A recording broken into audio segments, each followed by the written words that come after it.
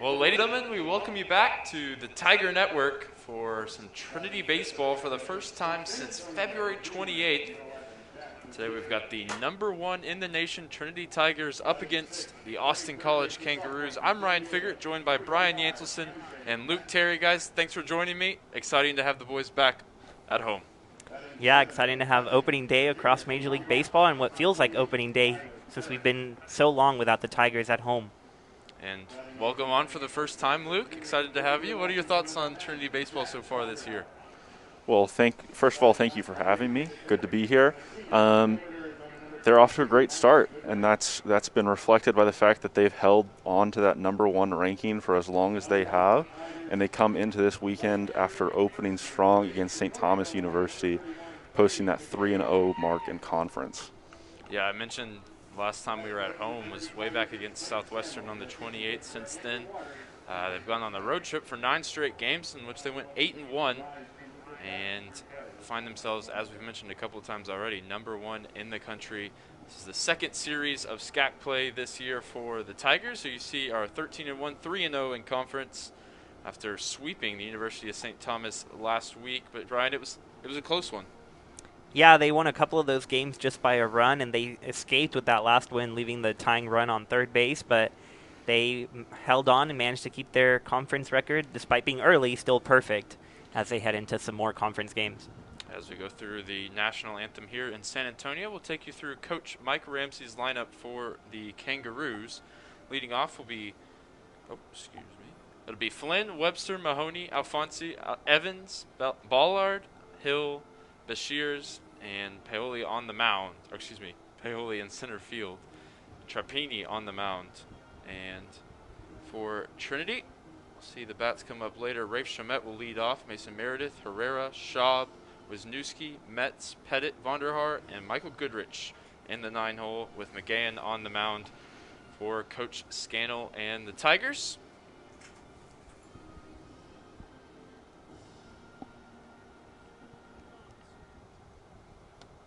As we conclude the national anthem, Trinity going to take the field here.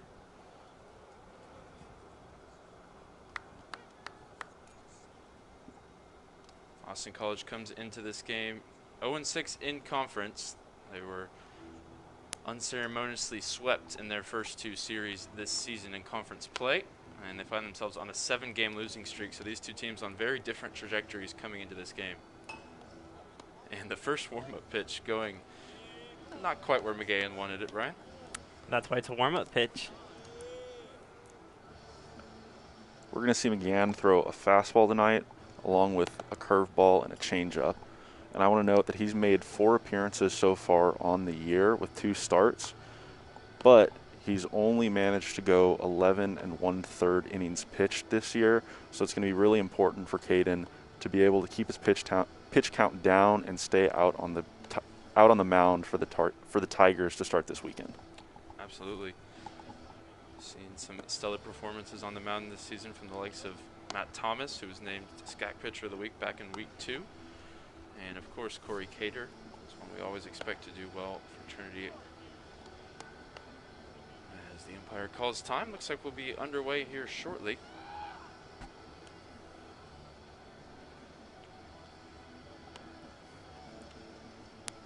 Leading off for Austin College will be Nick Flynn, the senior outfielder from Crowley, Texas. As Pettit throws down. We are all set to get going. You see some of the Trinity fans here in spirit with the cardboard cutouts behind home plate. Trinity still sticking to the no fans policy for player and for student safety, of course. As Flynn digs in for the Roos, wearing their, I don't know exactly, would they go crimson, Brian? Maroon? What do you think? Looks a little less maroon than the Trinity maroon we're used to seeing. Again, in with strike 1 on the outside corner of the plate. And we are back in action here at Trinity University playing some baseball. Second offering over the head of Flynn. That looked like that first warm-up pitch that we saw. Yeah, it looks like he has a lot of nerves to start the game, and just by watching the warm-up pitches, and he did give up 4 earned runs in his last appearance against St. Thomas, so important for him to get started on a positive note. And he gets strike 2 swinging there from Flynn. Goes back to that outside corner. Some good success here in the first at bat.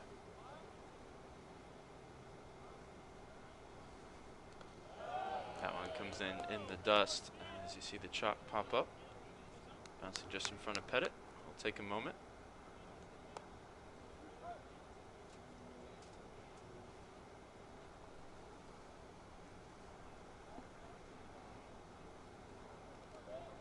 As he shakes it off, we've seen some really stellar defensive play, not to mention the offensive production from Pettit, as he's built consistency behind the plate this year for Trinity. Split time in the past with Goodrich, but Goodrich seems to have moved permanently into that DH role as that one comes in low. And that's allowed Pettit to really build his status as the Trinity catcher. And that time, McGann loses Flint. Was ahead in the count, but the Roos get off to a good start here with the leadoff walk.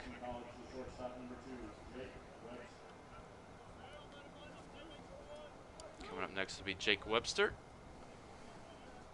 junior infielder from my hometown, Rockwall, Texas. Unfortunately not former Yellow Jacket, but we'll take it. Take what we can get. He scores around to bunt. Again, able to find the outside corner again.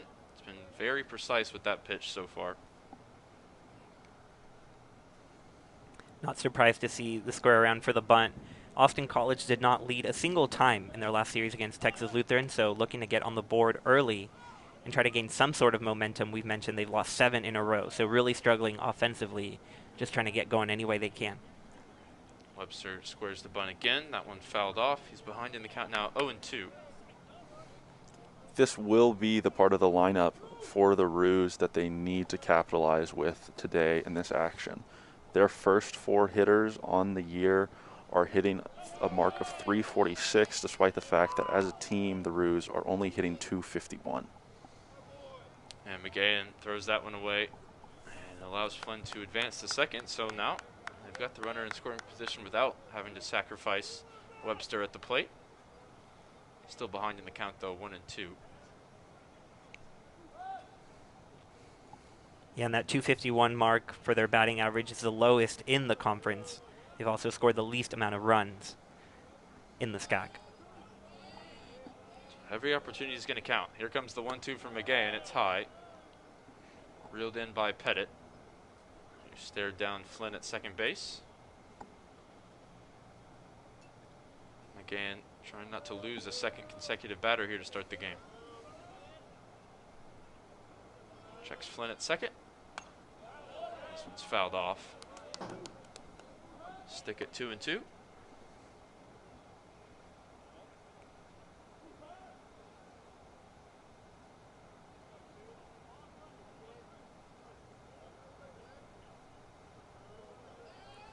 Pettit flashes the signs. McGann comes and deals. This one's sent skyward. Should be playable for the Trinity infield. And it is comfortable for out number 1. That was a really good pitch there from McGann. It looked like he had the hitter way out in front, off balance hitting, and that one was skied into the infield. So first one away for the Roos here in the top of the opening frame. That'll bring up Mahoney, Zach Mahoney, the senior from Corsicana, formerly of Ranger Junior College. Hitting in the 3-hole today as pitching coach Dave Smith has a quick chat with Cade McGann on the mound.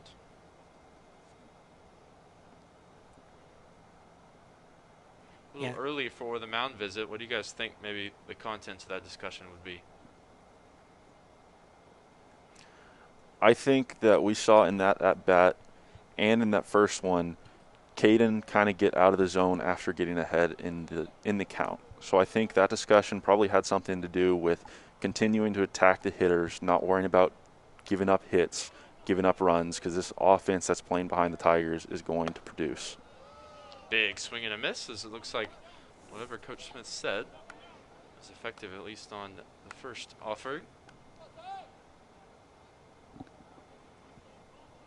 As Mahoney is nothing but air. Second one swings right through it as well.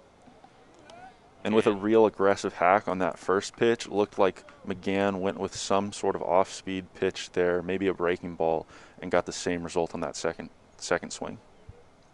Operating quickly here. Zach Maloney watches that one go by in the dust. You see Mahoney at 381 on the year, one of the best hitters for the Roos.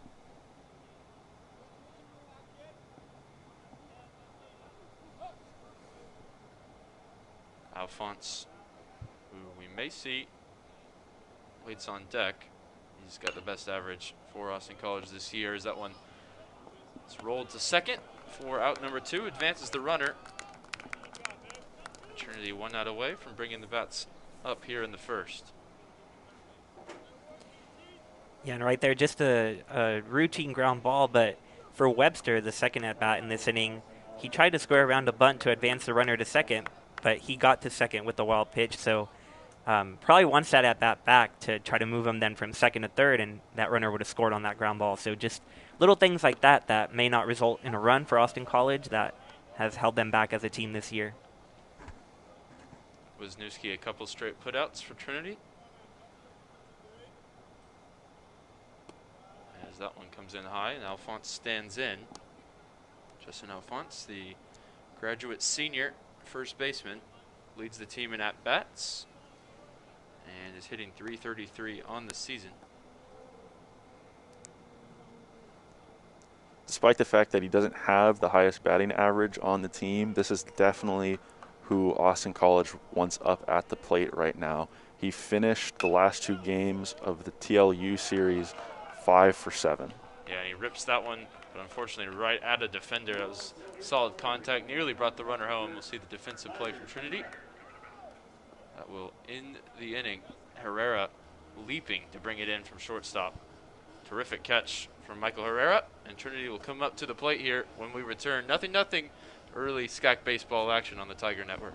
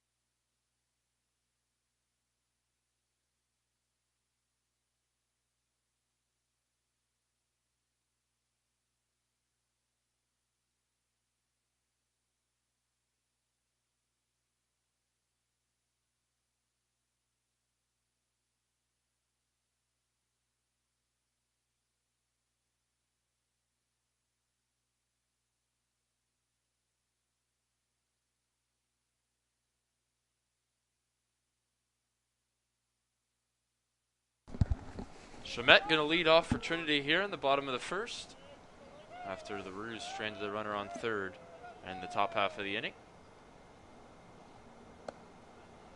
Chamet takes ball 1.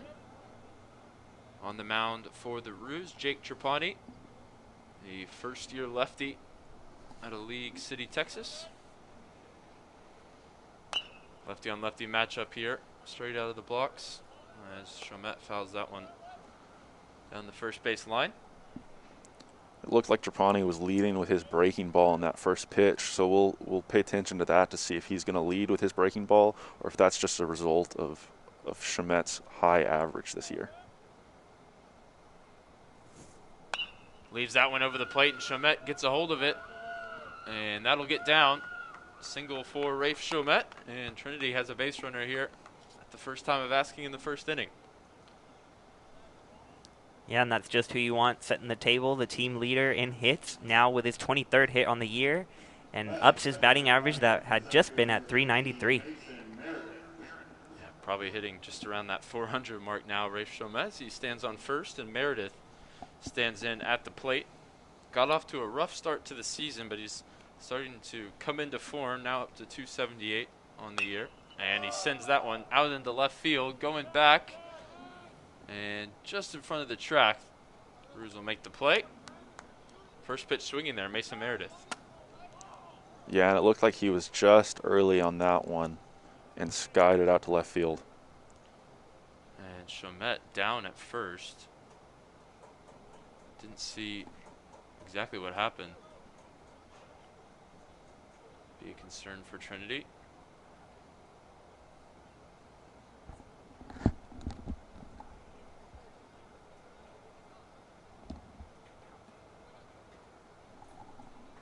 We'll try and get the replay for you and see exactly what happened.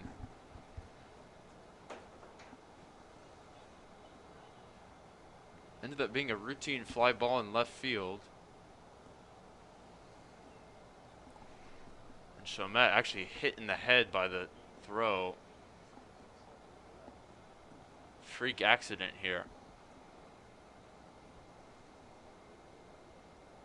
Let's see, was it the relay or was it all the way from left? Yeah. Looks like the relay throw over to first. Neither the first baseman nor Chamet even aware it was coming. And that's a really odd play to see because most times that cutoff's going to take that ball and he's not even going to bother on that one. You see the first baseman didn't expect to play there, and Rafe certainly didn't either. It was Webster that made the throw, shortstop, and Chamet going to head to the dugout. I'm sure they'll have to go through concussion protocol. So he may be replaced here. Just as we got the game underway.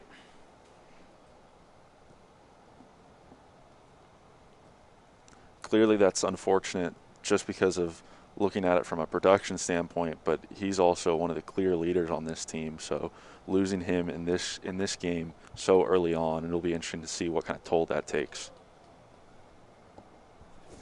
See who comes out to replace him. Chamet started the game in right field. And that's Ezra Gore. So Gore now the right fielder for Trinity. He's on first base, pinch running for the injured Rafe Chamet. We hope everything's okay with Rafe. I know they've just got to go through those routine checks. That's the type of thing that can rattle your team a little bit, to see one of your leaders go down like that on such an innocuous play. So we'll see how Trinity can respond with Herrera at the plate. First throw over, checks on Gore at first. One thing Gore will bring to this game is his speed, same kind of production on the base pass that Chamet has.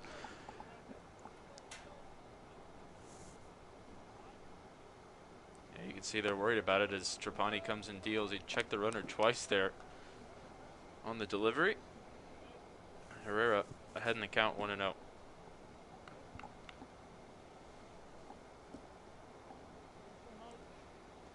Herrera, 375 batting average on the season. And he sends that one out into left, going back. And just in front of the warning track once again. It's reeled in. And Gore has his head on the swivel here as the cutoff man takes the throw from left field. Two straight putouts for Flynn. And Trinity, who got the first base runner on, has their momentum halted here. 2 outs now in the first. But Brian Schaub at the plate, you've always got a chance to bring somebody home. Yeah, and a couple good swings there, even though they were outs, but just missing both of them on flyouts to left field. But seems like the Tigers are getting a sense of what Trapani's throwing and will bring some in sooner or later. Yeah, and Schaub leading the conference in home runs. If he leaves one out over the plate, got to say, it's not going to stop on the warning track for Brian Schaub.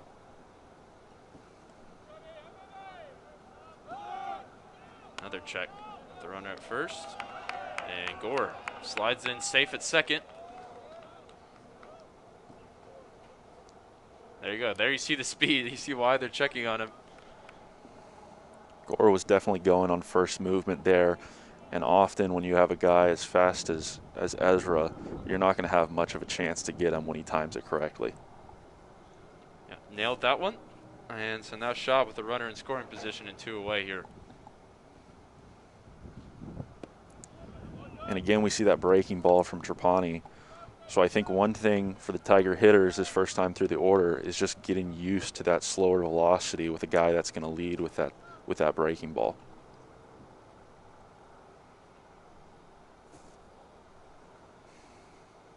Check Gore a couple of times, and Schaub calls time at the plate. Brian Schaub was the SCAC hitter of the week way back in week 2, and he's continued his production since then. I mentioned already leading the conference in home runs, the transfer from the University of Richmond during the offseason. So that one just catches the edge of the plate, evens up the count at 1-1. What's interesting in a situation like this with an open base now is Brian Shaw, being such a good hitter, power hitter, can easily get walked here, and he leads the entire nation in walks with 23. So many of those coming on that opening weekend, Brian, that we got to see. He reached base 5 times without getting a hit in his Tiger debut.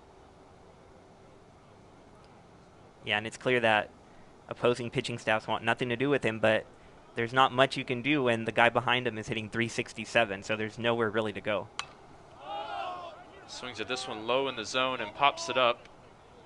And that will do it for the first inning here as the Austin College Kangaroos bring it in. The most notable part of the inning is the injury to Rafe Chamet, who went down holding his head after he was hit on the base pass following his leadoff single. And Trinity with a couple of flyouts and a pop-out as Trapani retires the side, and we head to the second inning. You're watching SCAC Baseball on the Tiger Network.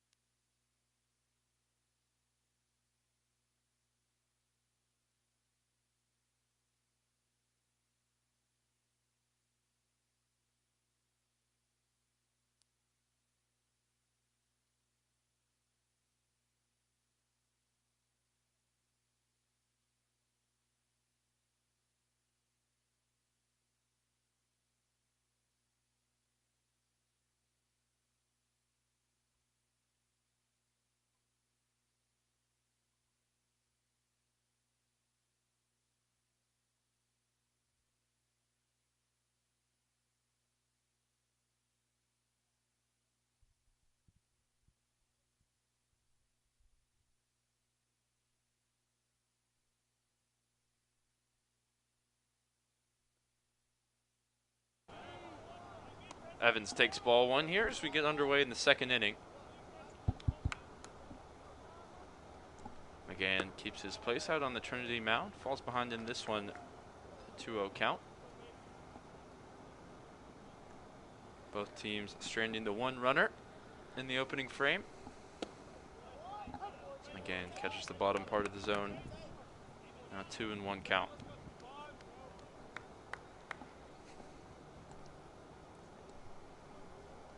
Brandon Evans, a senior from Roswell, New Mexico. Got some weird stuff going on in Roswell, New Mexico, Brian. Yeah, I heard something about aliens. Driven through once before. Everything stores, even Pizza Huts have little green aliens out in front. They're really into that. Evans takes ball 4. And second straight inning with a leadoff walk for the Roos.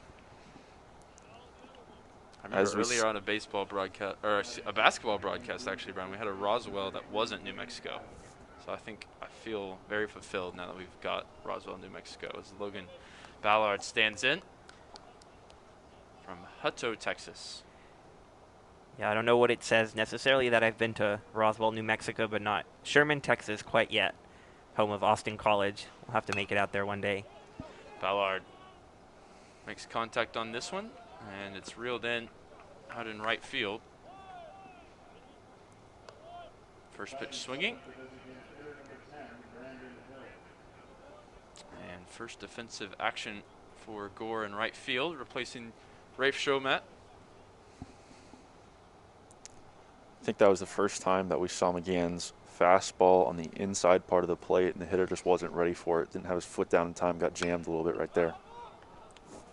And once again, first pitch swinging. This time Hill fouls it off. Brandon Hill, first year from Rockwall, Texas, former Yellow Jacket. There it is.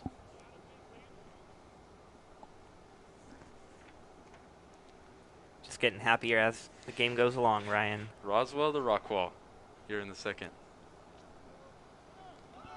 The 0-1 from McGann as the runner goes. And the throw's there just too late for Pettit. And that was a real great pitch to run on there as a runner. Looked like it was a curveball that was left up in the zone a little bit. So that's the best one to throw for Pettit, but still not an ideal pitch to throw. Hill, number 10 for the Roos, now batting with the 0-2 count. The runner in scoring position. Stays alive, fouls that one off.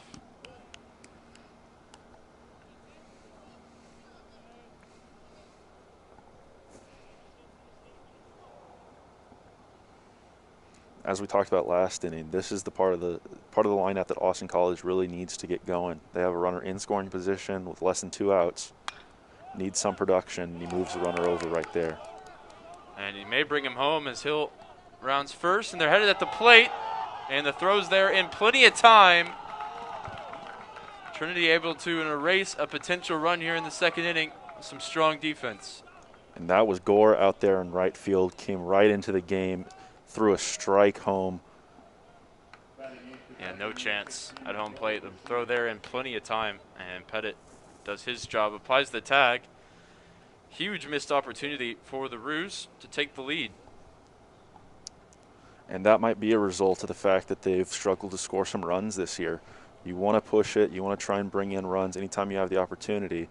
And it would have been a shame if they had just left that runner on third at the end of this inning. Yeah, as they did back in the first. Bashirs takes ball 1. Still somebody out there on the base pass for the Roos, but he stands on first base. 2 away here in the second. McGann working quickly again. 2 early balls low in the zone for Brandon Hill. Oh, no, Brandon Hill, excuse me, on first base. It's Bashirs at the plate. 3-0 count. The sophomore from Garland, Texas. Is that anywhere near Rockwall, It's Ryan? right near Rockwall, actually. 4-pitch walk for Bashirs as McGann loses control a little bit on that at bat.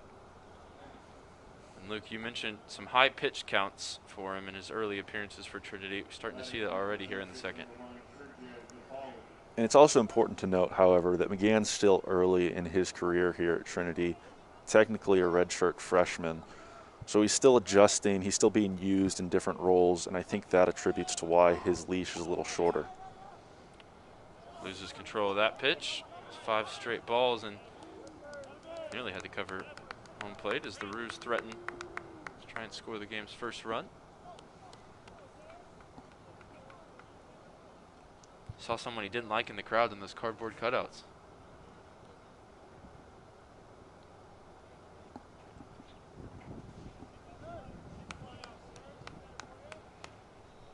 There's a dog over there, Brian. I don't know what that does for the mindset of a pitcher. Never had that experience myself with a dog right behind home plate as I pitched. I've never pitched, so that one comes in way away from the dog, low in the dirt. And the pup is okay. And Luke, you never got to see what was behind home plate, right? Because you were facing the other direction. I always was.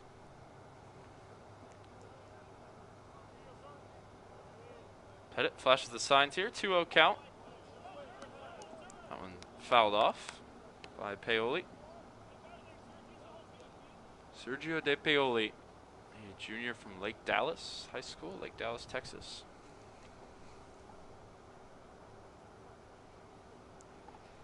Runner in scoring position here for the Roos. Already one opportunity gone to score the game's first run in the inning. Again now with a 3-1 count. As Pettit exchanges the ball with the umpire, gets a fresh new one.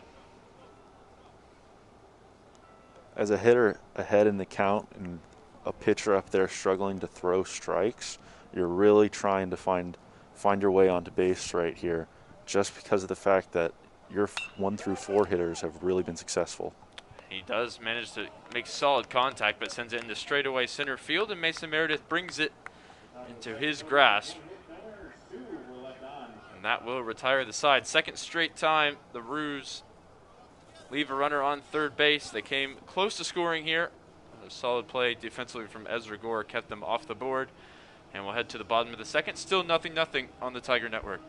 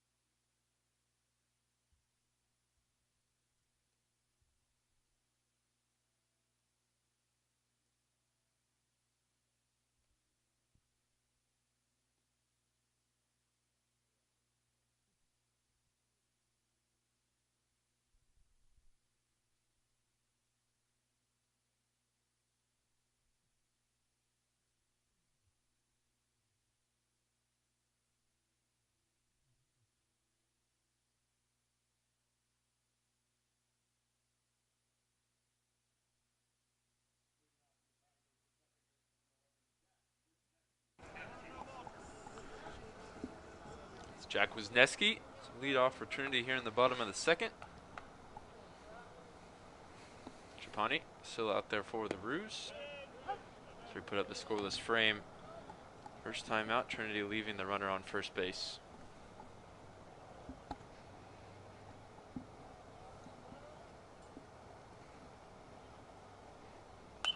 Wisniewski sends it down the left field line, going out and making the play was the shortstop Webster. And that's a great play by Webster right there. It looked like the defense was shifted a little bit to account for the left-handed hitter at the plate, but he still was able to track that one down. Seen a couple of solid plays from shortstops already in this game, with Herrera's inning-ending leaping grab in the first. Webster matches him going over the shoulder into left field. And MJ Metz stands in. Trinity's third baseman.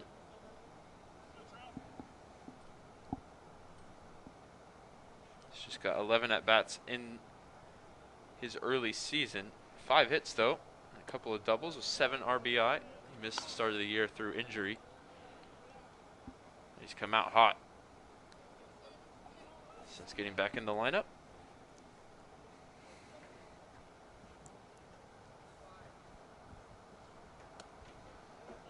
Matt's highly touted coming into the program and got a lot of reps first and second year on campus. Is finally starting to come into his own early in this 2021 campaign.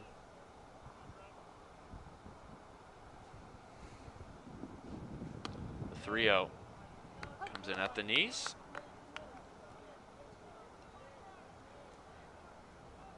He's definitely an intimidating figure for any pitcher. He's the tallest hitter on either team at 6'5". And that one outside. Mets will take the walk. Trinity have a base runner here in the second.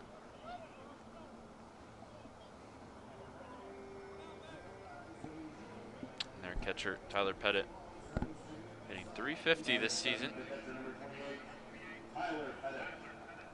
Everybody in the lineup with the exception of Meredith, and we know what Meredith can do in previous seasons, hitting over .333 for Coach Scannell's team today.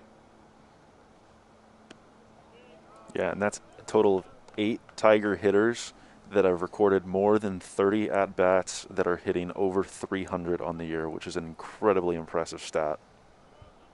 So many experienced players returning as well this year, of course, contributing to that as Pettit fouls it off. And that certainly includes Pettit. He's a transfer from Incarnate Word just across the street. He got quite a bit of playing time there as a freshman, so it's no surprise that he's come over here to Trinity and had great success. Yeah, such a staple, as we mentioned earlier in the broadcast, on defense, and he's just built up that bat over the course of his time on campus. That's especially impressive for a guy who plays a position that's definitely more defensive-minded than offensive-minded. So when you can throw a guy out there that's not going to give up that much at the plate and give you as much production as Tyler does, that's really going to help you out. And the 1-2 is going to get through. So Pettit with a single. Stand on first and advance the runner over to second. And Jack Vonderhaar is down in the 8th spot, despite what we know he can do at the plate.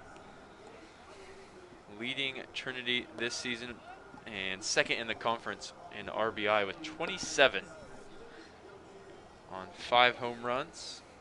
A couple of doubles as well, hitting .355, slugging for .629. Yeah, and those 27 RBI, 7th in the nation, yet he's hitting 8th.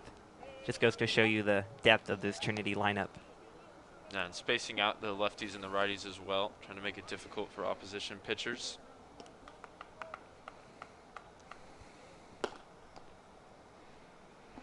Trapani, the lefty, on the mound. Already has given up the hit to Chomet in the first and walked to Wisniewski as well.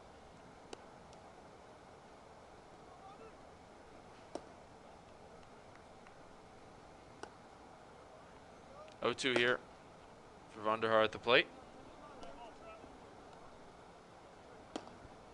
You see there's already action in the bullpen for the Roos. Runner goes, and hit and run situation. Vonderhaar fouls it off. That's an interesting decision to go for the stolen base. Vonderhaar, despite his power and runs batted in this year, also leads the team in strikeouts, so definitely prone to swinging and missing and seeing strike him out, throw him out at third base, but we'll see what happens again on this 0-2 count. They'll throw and check on Metz. He's back in time.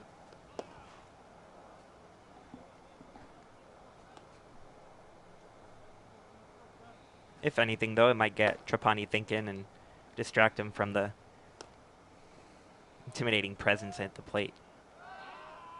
Yeah, turns and checks Metz once again.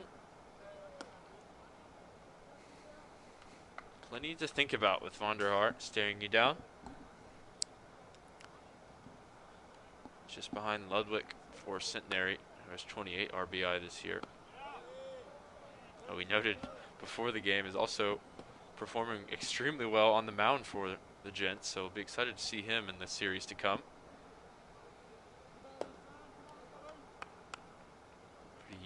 mix of success on the mound and at the plate. 1-2 count here for Vonderhaart. Fouls it off his body. Stays alive, but at what cost? That one doesn't feel good. And you look, you see that swing right there, opened up real early on that. He's a lefty with a lot of power, but if he's going to hit that ball in play, he's got to go the other way with it.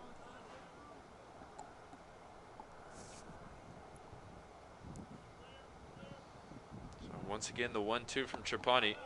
Similar pitch, but off speed and catches the outside of the zone. Vonderhaart down on strikes.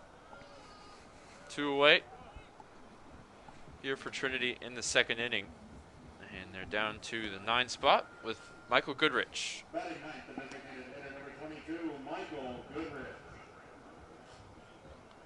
And as we were just saying in regards to Vonderhaar, when you have a guy like Goodrich hitting in your 9-hole, that's just proof to how deep your lineup is. Goodrich moved to the DH role this season, focusing on his efforts at the plate. He's hitting .333. He's got 7 RBI as well. He's walked 9 times. So much experience up and down the Trinity roster typified here with Goodrich in the 9 spot. Is shoots that one to third, and it should be an easy play stepping on the bag for the Roos. Alphonse able to do so, and Trinity strand a couple of runners here in the second. Still scoreless as we head to the third. You're watching SCAC Baseball on the Tiger Network.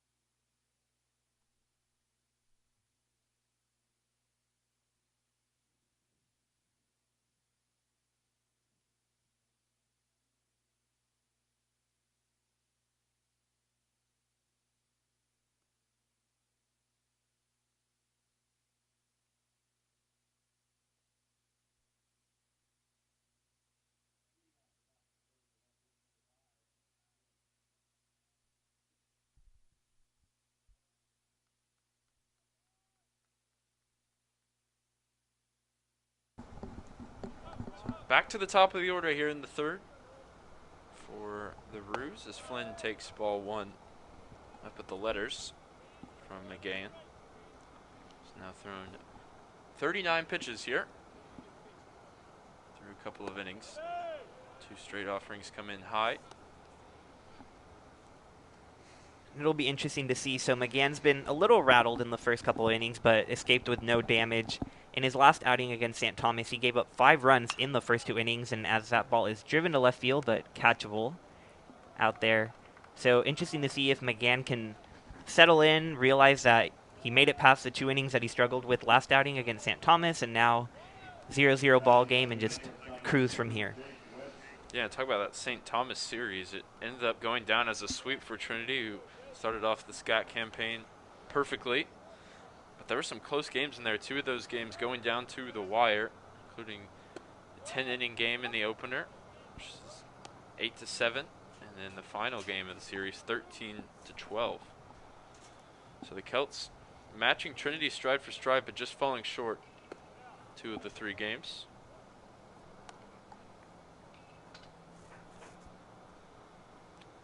Webster back up here for the Roos. Popped out his first time up.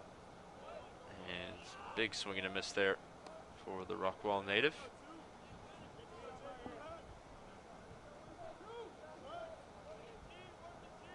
Behind in the count here, 1-2.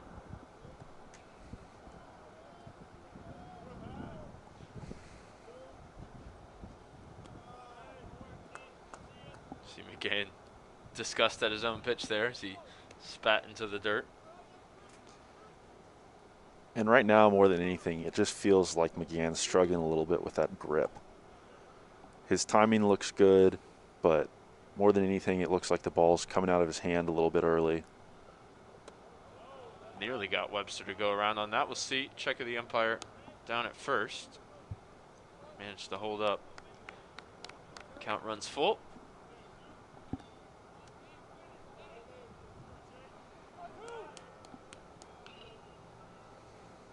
And McGann offers that one up, and Webster sends it rolling to Brian Chauvin left.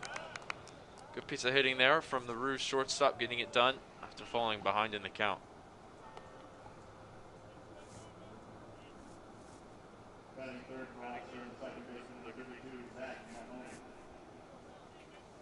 Again, not bad positioning on the pitch on the inside part of the plate. Webster just able to turn on it. Send it past Herrera into left field. Another base runner for Austin College. Had plenty of opportunities with runners on base already early in this game.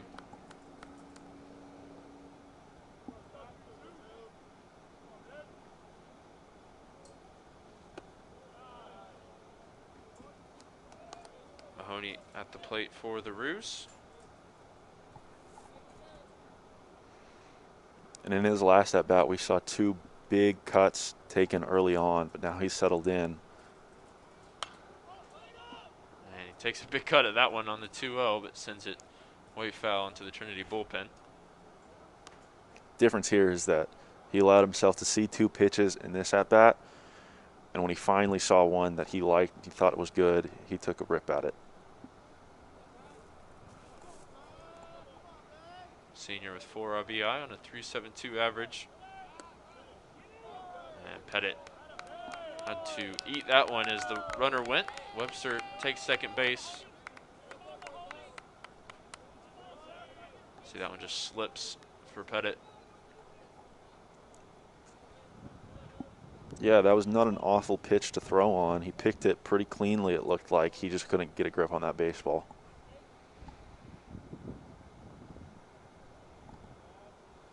The third straight inning to start this game. The Roos with the runner in scoring position. Now they've got 2 on the base pass as Mahoney is given the free pass.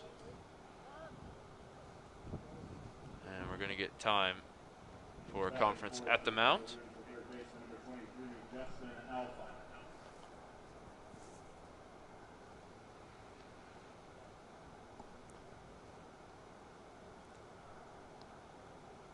Not the quickest out to the mound, is he? So you see the expressions on the face of Coach Skittle. Doesn't look like he's interested in pulling his pitcher here in the third. Yeah, and that's because he understands that this isn't an issue with fatigue or anything like that. This is just a matter of getting a grip on the baseball, putting it in the zone repeatedly, and just letting hitters hit, letting the defense play behind you. So, conference over. Just a brief word. Again, now dealing with runners on first and second. 1 away. And the cleanup hitter at the plate, Justin Alphonse.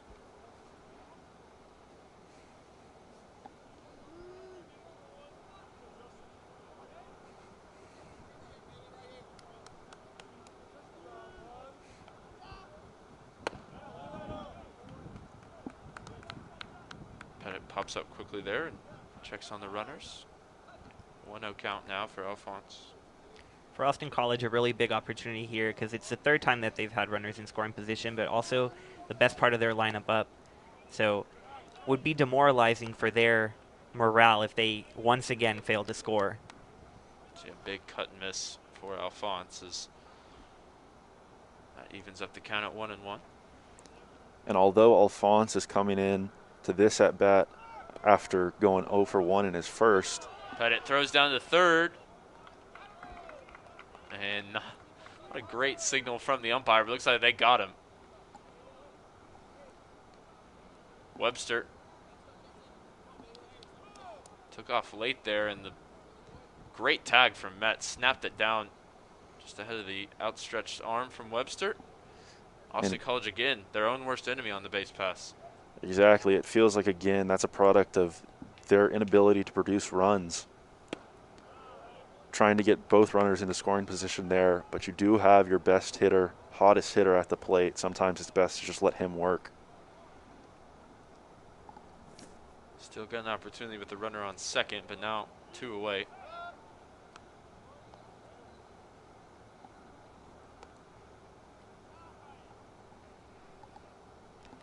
Yeah, that's a really curious decision. I'm still thinking over it myself. You have your cleanup hitter and got a pitcher who struggled with his command, and now you just give him a free out. Alphonse stays alive, fouls that one off. The count's now full. So those runners who are itching to go, Mahoney get a chance to get an early start here.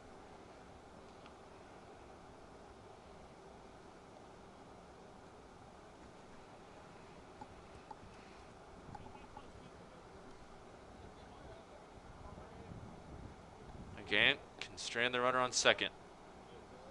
So he's got the payoff pitch on the way, and he gets a big swing and a miss from Alphonse.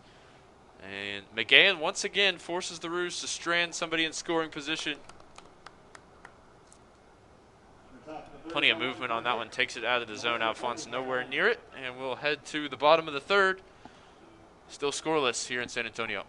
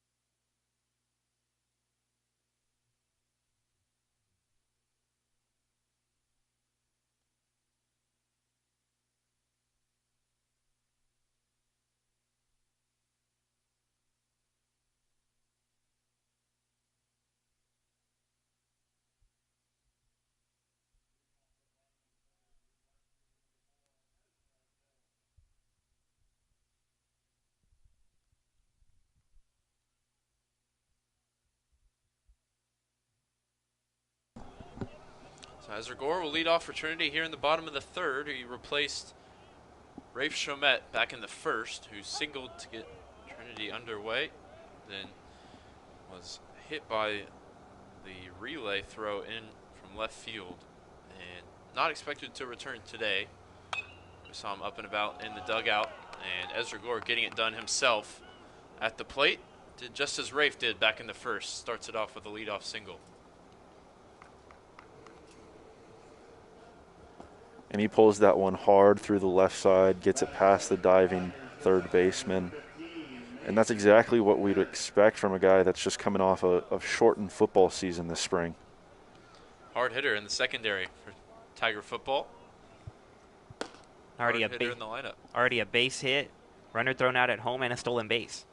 Immediate impact. And what that does right here for the Tigers starting the inning is puts a immensely fast runner at first and just rattles the pitcher from here on out. So it will be interesting to see the 2, 3, 4 hitters if they can take advantage of that. You see Rafe up and around in the background of your shot there as Meredith chops this one to third. Chance to turn two. Meredith beats it out as the throw takes Mahoney off the bag. It's a fielder's choice for Meredith. And he's just a little early on that one. That barrel gets out in front of his hands, and he pulls it on the ground, rolls over on it. Evans' throw takes his first baseman off the bag.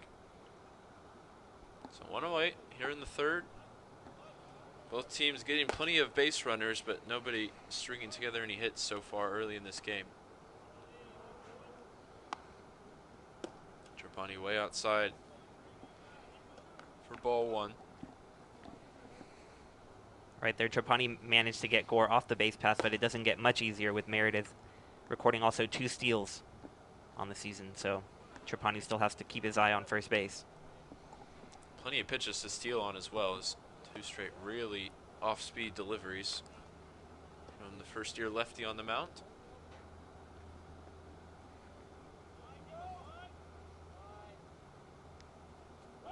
Long look at Meredith, who goes. That one in there for a strike. Throw down to second.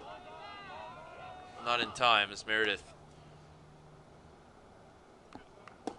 grabs second base here. Wasn't the best jump in the world. Looks like it was a decent one, but I think that one came down to the transfer for the catcher. And the 3-0 to Herrera, and Meredith would have advanced anyway as he takes a 4-pitch walk. And Trinity now first and second. See if they can get cooking here as Schaub stands in. Ryan Schaub, originally from Hatfield, Pennsylvania. Played 1 season at the University of Richmond, former Spider, before transferring over to be a part of this Trinity Tigers program. Garrett Ayler, the other transfer from Richmond. It's in the rotation for Trinity. And Schaub not too happy with that called strike right there. I think he's been a little upset with the umpire in his 2 at-bats so far. And that first one, it resulted in him swinging at a pitch that I don't think he normally would. Takes that one low in the zone, 1-1.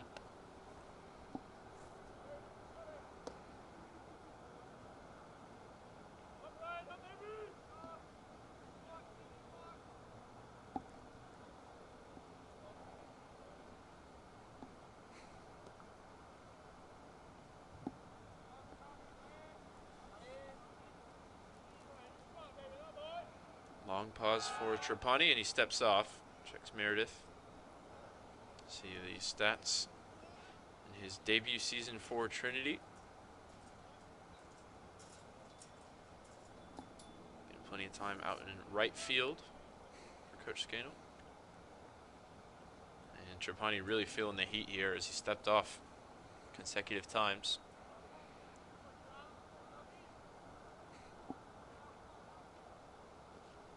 The 1-1. Schaub sends it down the line, and it gets past Alphonse at third. This one goes all the way into the corner. And Trinity takes the lead. Mason Meredith comes around to score. And the number 1 Tigers are out in front 1-0.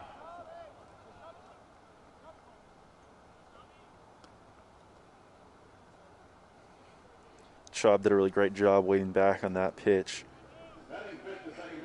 Was still a little early on it, but was able to get it past that third baseman and bring a run in. RBI double for Schaub. His 18th run batted in on the season. And now second and third for Wisniewski. He's got 16 this year. And for Schaub, with that double, that makes now 9 of his 14 hits on the year are extra base hits. I mentioned his patience at the plate as well, getting on first plenty. As Wisniewski takes the strike.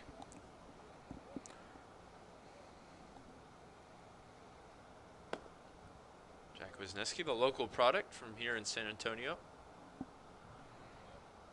Mainstay over the past few seasons at second base. And he rips this one into right field. And it'll get down. It'll bring home the second Trinity run. Schaub stays put at third. Trinity doubles their lead on the RBI single from Jack Wisniewski. Really sat back on that breaking ball, driving it into right field. Great hit. Yeah, and as was noted earlier, it looks like pitcher on the mound's been leading with his breaking ball. So now, in their second time through the order, the Tigers have really started to sit back on it, and they've barreled up a couple of pitches in a row. That's probably being discussed here as Coach Ramsey comes to the mound. Coach Ramsey in his 7th season, taking charge for the Roos. He was a former player at TCU and also in the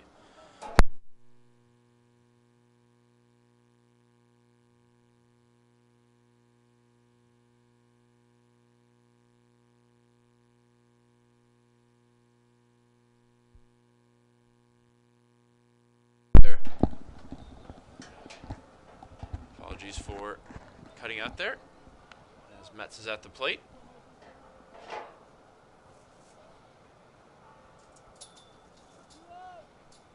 Runners on first and third, one away. Trinity plating the first 2 runs of the game here in this half inning. MJ Metz looking to continue his hot start to the season since finally getting involved after missing the first couple weeks through injury. Runner goes, and it's a tough pitch to bring in for Bashiris behind the plate. So now it'll be second and third for the Tigers. This is such a big moment for Trapani and the Roos. Theirs is not an offense that can afford to get down big. They don't have the offense that can come back from that kind of deficit, so got to try to limit the damage to 2 right here. The 1-1 offering to Metz is sent right to the shortstop. Routine play, and the runners will have to stay put. As Webster, shortstop, makes the fundamental play. Throw on the money. Not 2 away. But like Luke was saying, even that hard out was a very hard hit ball to short. So Tigers definitely scoring the ball up a lot better than in the first 2 innings.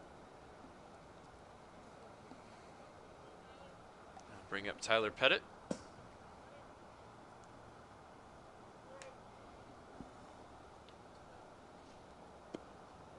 Breaking ball way inside from Trapani. The Roos will just try and ride out here in the third. Got action in the bullpen. They love for their first-year pitcher to get them through the 3rd inning. 1 for 1 in the game so far for Pettit. Singled his first time up.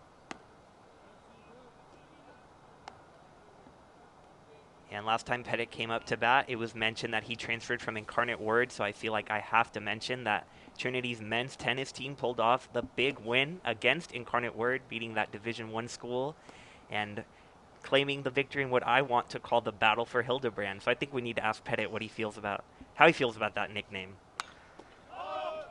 Swing to this one low in the zone, sends it out into right field, and that will end the inning, and we'll have to ask him later, Brian.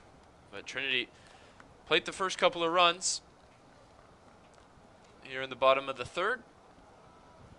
Brian Schaub got the scoring started with an RBI double. Wisniewski doubled the lead with a single. And that'll bring the Austin College bats back up when we return for the top of the 4th. You're watching the Tiger Network.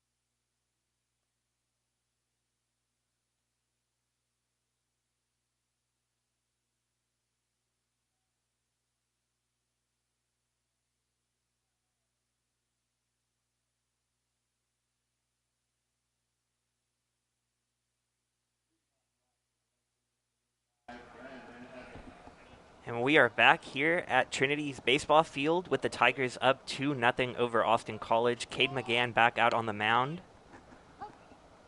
Throws a strike to start the inning.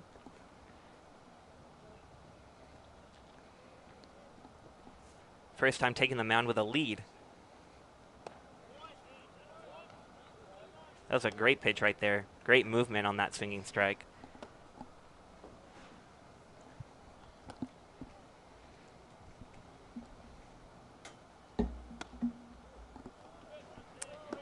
And that pitch was right there, but not close enough for a strike. So 1-2 count to Brandon Evans, senior from Roswell, New Mexico. Talked about Roswell at length last time he came up to bat. And that pitch is called strike 3. So the other one looked a little bit closer than that one, but maybe the umpire made up for the call with the called third strike. Yeah, that was a great pitcher's pitch right there. But it is a fair time to note that McGann is approaching what I'd imagine is his pitch count, up around that 60-pitch mark, and he's worked 3 1/3 innings so far, which is just about typical from McGann this year. Off to a strong start, though, here in the fourth. And as I say that, he sends Pettit hopping to bring that one in. Up against Logan Ballard here.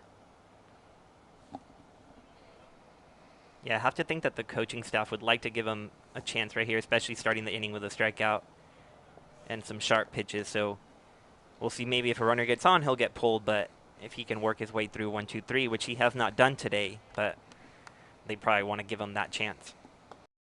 Ballard was the one that lined out to Ezra Gore in right field and resulted in the play at the plate, in which Trinity was able to erase a potential opening run for the Roos. We've had plenty of runners on base, but they've run themselves into trouble through the first third of this game.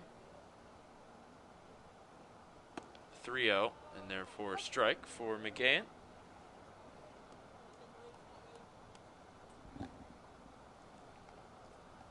Yeah, four men left on base, but several of those in scoring position, so definitely opportunities the Roos would like to have back as McGann hits the batter right there. Ballard heads on to first base.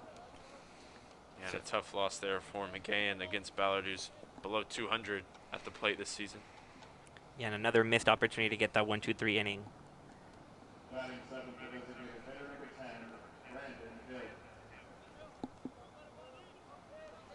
Brandon Hill stands in now, former Yellow Jacket of Rockwall High School.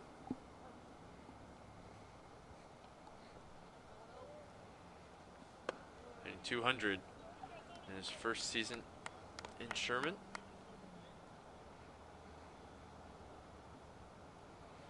But 1 for 1 on the day, and again, this is the part of the lineup that the Roos really need to get going. The runner on first, only 1 out. Want to see more production from this part. Yeah, we saw actually back in the first inning when they got the leadoff runner on, they squared around to bunt, trying to advance the runner, play a little small ball. Leaving the bat in Hill's hands here as he's behind in the count 1 and 2. And we've already seen a lot of movement on the base pass on both sides, and Ballard on first does have 1 stolen base on the year, so we'll see if the Roos try to get something going again. Be a good opportunity too, as that one hops in front of Pettit.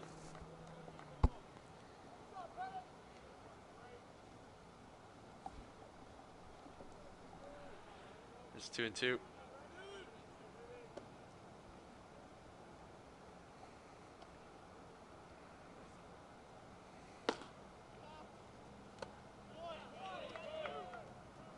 And they'll say the foul pitch caught for strike 3.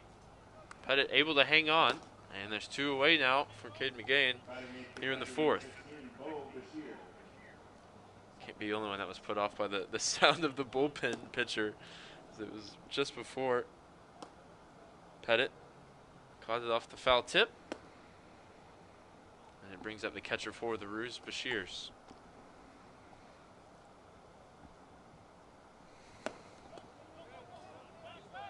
That will advance the runner as it bounces past Tyler Pettit. Ballard stands on second base. We saw Pettit show his value in that last at-bat. block that pitch in the dirt, but this time he really had no chance with a fastball that just gets spiked. Even if he had gotten down, it looked like that one might have gotten back up over his head anyway. Bo Bashir's batting here with the mask on. See some batters choosing to do so, others not. Check of the runner at second. And that one's sent to Herrera at short. And that should do it for the Roos here in the 4th inning. They once again strand a runner in scoring position, as they have in every inning so far. They trail 2-0. You're watching the Tiger Network SCAC Baseball.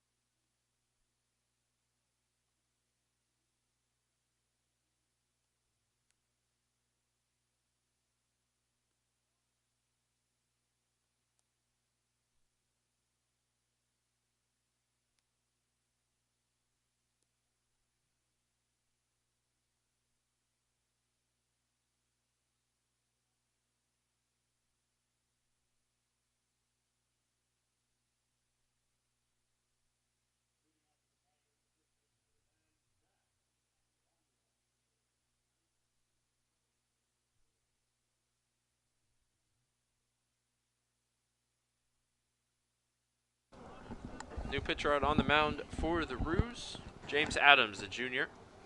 He's pitched 4 2/3 this season. Comes in with an ERA 13.50 in limited action. And it seems like just as the Tiger hitters were starting to figure out what that last pitcher was coming out at them with, the Roos went ahead and made the change. They stick with the lefty as Vonderhaar sends that one skyward into right field. And it'll get down. And we were talking about fielding percentage and how the Roos have played a clean game over the break. We'll see if this was an error or just well-placed ball from Vonderhaar. Looks like the right fielder misread that, went back at first, which you're taught to do, but went way back and did not come in fast enough, let that drop. Speaking from experience, that position in right field, sometimes when balls get up in the air, they can get caught in the lights. And at this time of day, it's real hard to keep your focus and keep track of that ball all the way through. Some valuable insight there from Luke. I can't say I've ever stood in right field. As Goodrich stands in from the right-hand batter's box. So Ryan, you mentioned you haven't pitched. You haven't stood out in right field. Now, if I tell you about the last season I played baseball, you might kick me off the broadcast. 0 hits. Goodrich looking to get a hit here. That should be playable out in right, and it is as Evans brings it in. Goodrich right there making sure the right fielder can see it. Put that one high enough up in the air so that those lights weren't coming into play. Weren't a factor on that one. We head back to the top of the order for Trinity, which is 2 for 2 this evening. First Chomet, who had to leave the game, and Ezra Gore came up in the 3rd. He got Trinity going with a leadoff single, and he sends this one to third base, but this time brought in by Alphonse. Second time he's ripped one down the line. Send the third baseman up to the challenge. Important to note that's really good base running right here by Vonderhaar. Sees that the third baseman has a read on that one, plants his foot, and makes sure to get back into the bag on time. Because of that, Trinity still alive here in the fourth. As Meredith came around to score first Trinity run. He's at first base, and looks like we'll see him again next inning as Vonderhaar got caught red-handed here on the base path.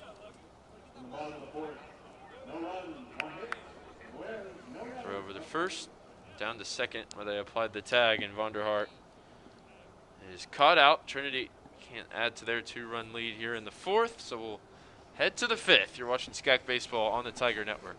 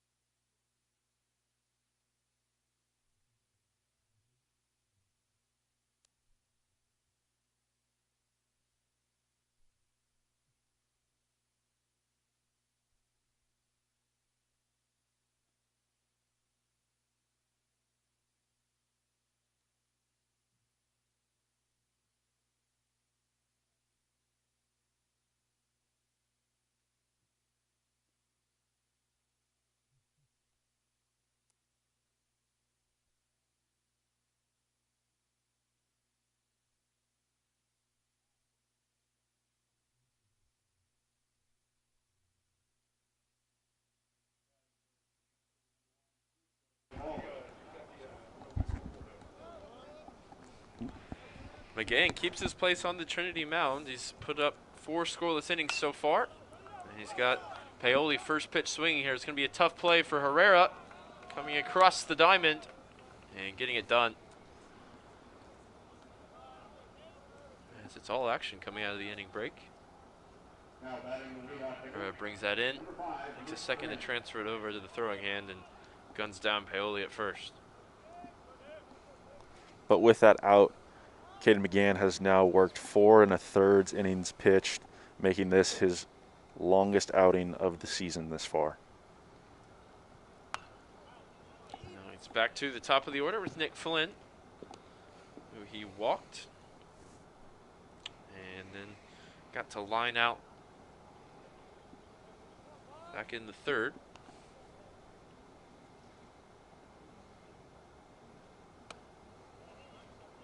Cade McGann, one of the few players on the roster coming from North Carolina.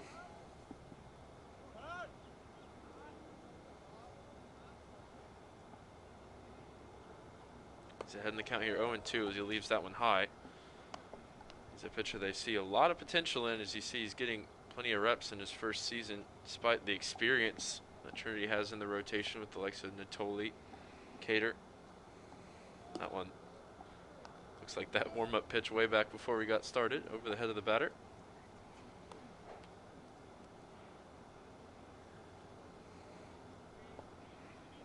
But still we see an issue here with the grip on the baseball. So now you start to wonder if there's something going on, if these are new baseballs, whatever happened, whatever might be going on out there.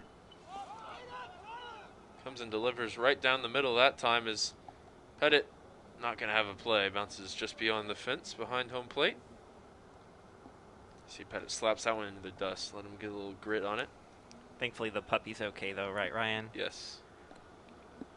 Puppy watch continues here in the fifth. Whoever's dog that is, please phone in. We want to meet it. Yeah, I don't think fans are allowed, but dogs have to be allowed all the time. I think that's standard.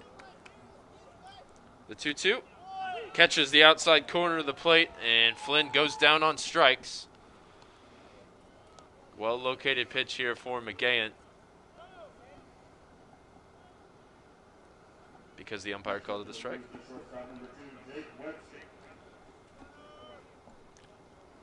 Webster trying to avoid the first 1-2-3 inning of the evening for the Roos.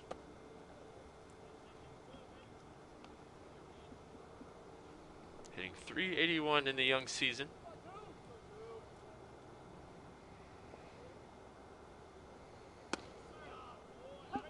That one well located, right at the knees. The Austin College shortstop.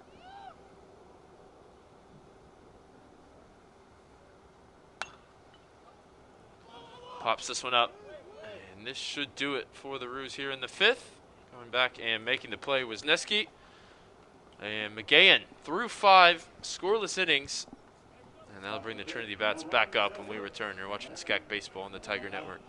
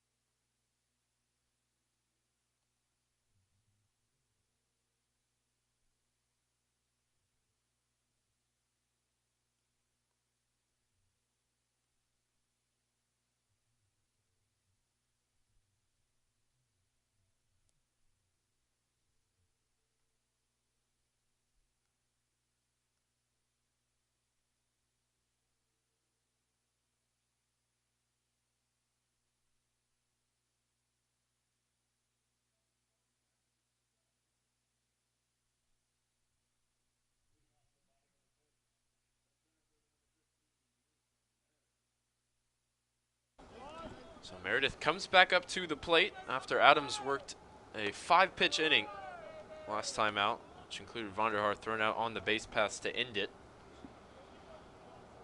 See if Trinity can make Adams work. He gave up 6 in his last outing against University of Mary Hardin-Baylor. Trinity have also faced this season, beating 16-7 back on March the 23rd.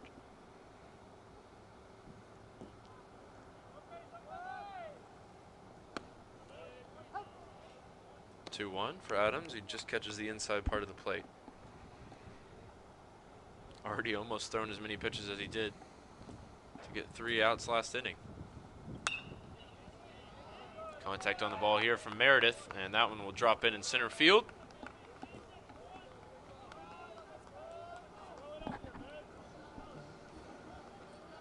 Good work from Meredith. Catches it low in the zone, sends it over the infield. And he's on base to start things here in the 5th inning.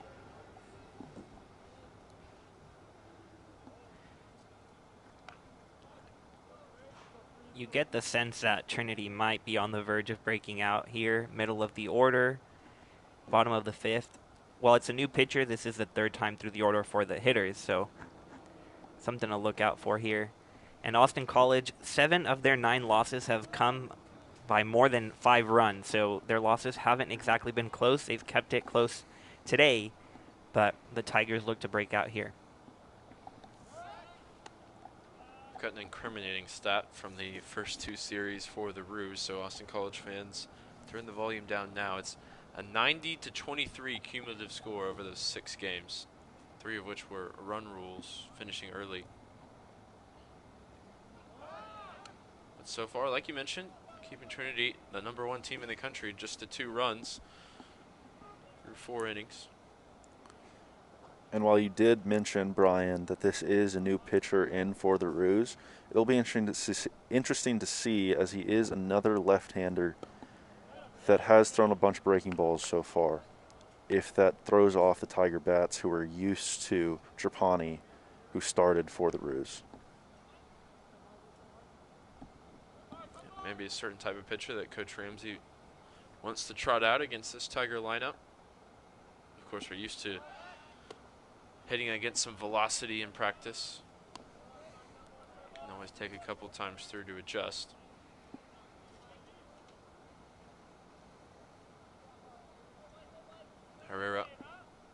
2-1 in the count here. Nobody away. Meredith on first. Herrera, double play situation, chops it short. And they got Meredith. I think they'll say that they didn't get Herrera at first. We'll have a look. That should be safe as Ballard just couldn't find the bag. That was strange.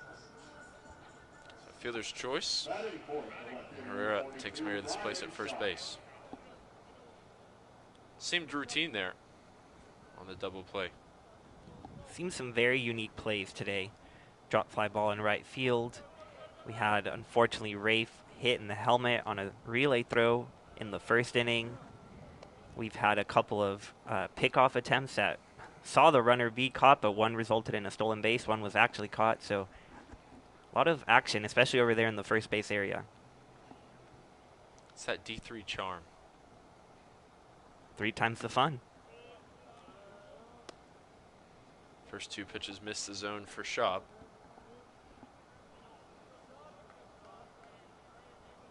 Who clearly heard about the 3 times the fun when he transferred from Division I in the offseason.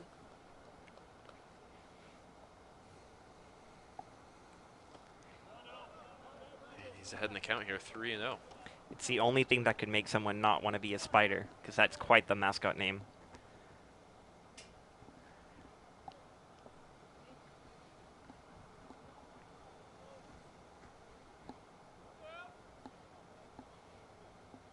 Check of Herrera at first. Adams comes and deals. And Schaub is ready to head down to first, but late call from the umpire. It's 3-1.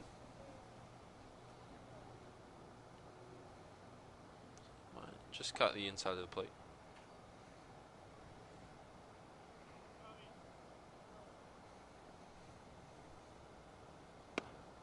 That one looked like it came in too low, and Schaub agreed. He tossed his bat.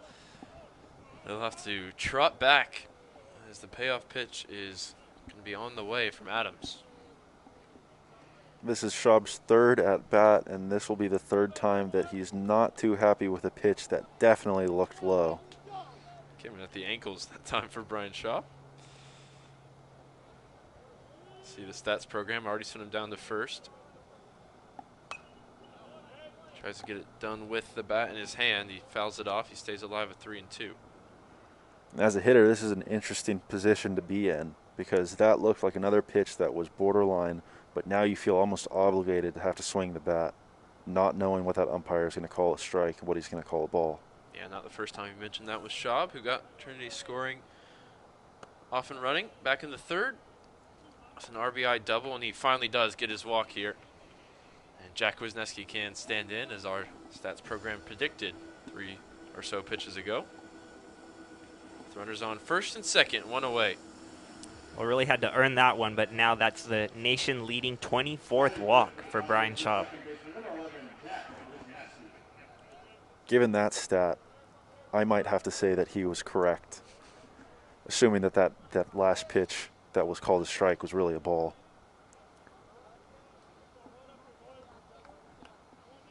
Wisniewski, also an RBI to his name back in the 3rd. Chance here with runner in scoring position. He thought about scoring to bunt.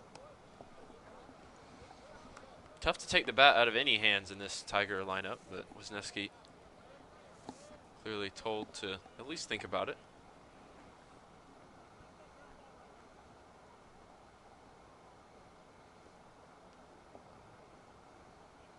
This time, big cut and a miss on the off-speed pitch from Adams. Doesn't look like there's any action going on in the pen for the Roos. Already made the 1 pitching change. Trapani went through the opening 3 frames, gave up the 2 runs.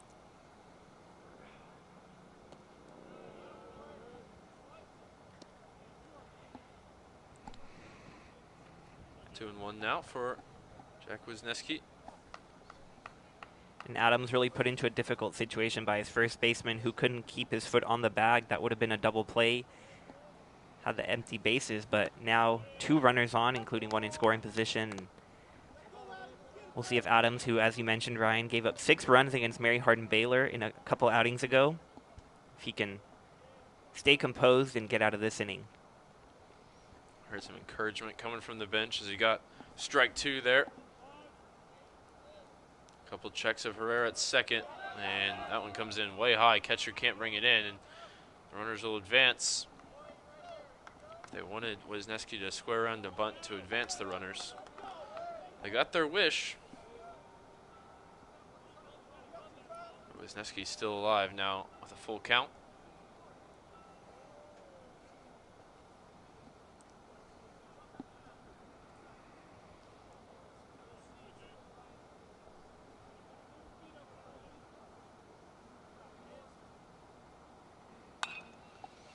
Barrels it up on the payoff pitch, and that's going to squeeze by the Austin College infield, who try and track it down, but not before 2 runs are plated. Wisniewski's second and third RBI of the game doubles Trinity's lead.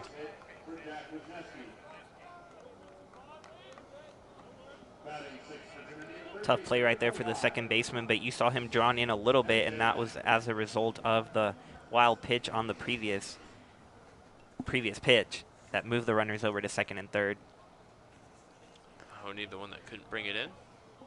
And while that pitch was a little bit high, it's important to point out that it looked like the catcher was up there. He just squeezed his glove a little early, a little lackadaisical on that play. Would have been important to bring that one in because it likely would have saved them a run right there. Adams let down by the defense a little bit in this inning. As you mentioned, the opportunity for the double play, he goes begging. And that error from the catcher allows an extra run to come around and score, and Metz to stand in was still just 1 away.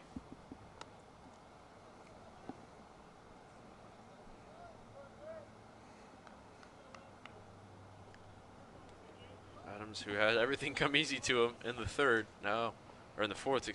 now made to work for it. Already thrown 22 pitches compared to just the 5 he needed in his first inning of work as he tosses over to first base.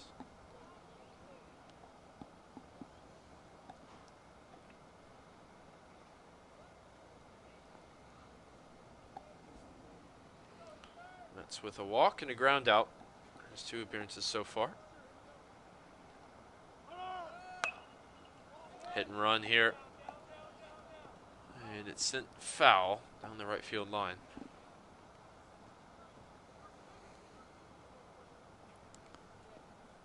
Off the handle of the bat for Metz. Just a foot or so to the right of the line. Wisniewski will retreat.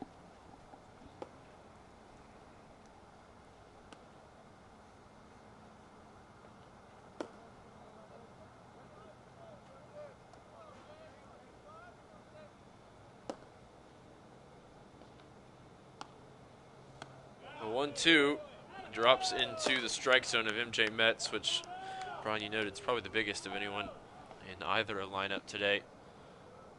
He tried to maybe sell it as inside. Either way, he heads back to the dugout. But based on where that one's caught, it looked like that catcher's mitt was just a little bit below the belt, and on a breaking ball, that would indicate that ball crossed the plate, probably around the numbers. So I think Metz might have had the right idea taking that pitch. Pettit 1 for 2 on the day. He's batting here with 2 outs and Wisniewski on first. Singled back in the second. Flew out to right field in the third.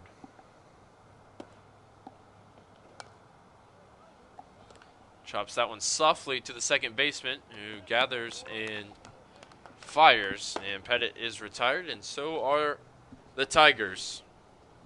They double their lead on the 2 RBI hit from Wisniewski, who's stranded out on the base pass. As the Austin College bats will come back up when we return in just a moment.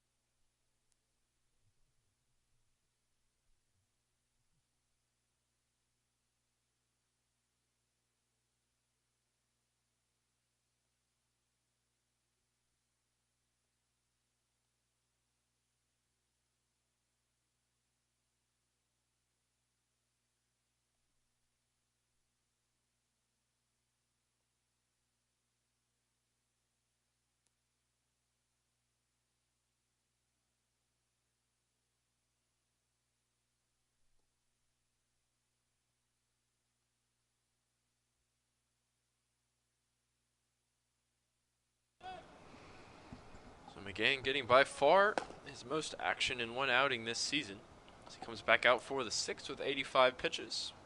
So far, 5 scoreless frames put up by the first-year pitcher on the mound. This one may be playable. Looks like it's going to drop in the Trinity bullpen. The Roos now in their 3rd time through the lineup. We talked about how the Tiger hitters were kind of starting to understand and anticipate what was coming to them at the plate. We'll see if the Roos can do the same here. And looks like they may have something figured out as Mahoney pokes that one beyond Herrera. And McGann is going to have to contest with a leadoff base runner here after the 1-2-3 inning last time up. That was a fastball that was just right down the middle of the plate. And we saw Mahoney, who's taken a ton of really good hacks so far in this game, finally make some good contact on one. Alphonse, the cleanup hitter for the Roos. It's also the Roos' first hit since the 3rd inning. They've had plenty of men on thanks to 4 walks and a hit by pitch. But the first solid contact we've seen in a while. 2 straight offerings high in the zone for McGann. He's behind in the count here. We saw Alphonse chase a pitch to end a great opportunity for the Roos. His last time up, being a lot more patient here as he takes a 3rd ball high this at-bat. He's in a commanding position here, a graduate senior. And he takes 4 straight pitches out of the zone. And we'll see just how long the leash is for McGann here in the 6th as he's allowed the first 2 batters to reach base. He's worked out of a few jams already in this game with the help of his defense. As Rigor's put out at home plate comes to mind.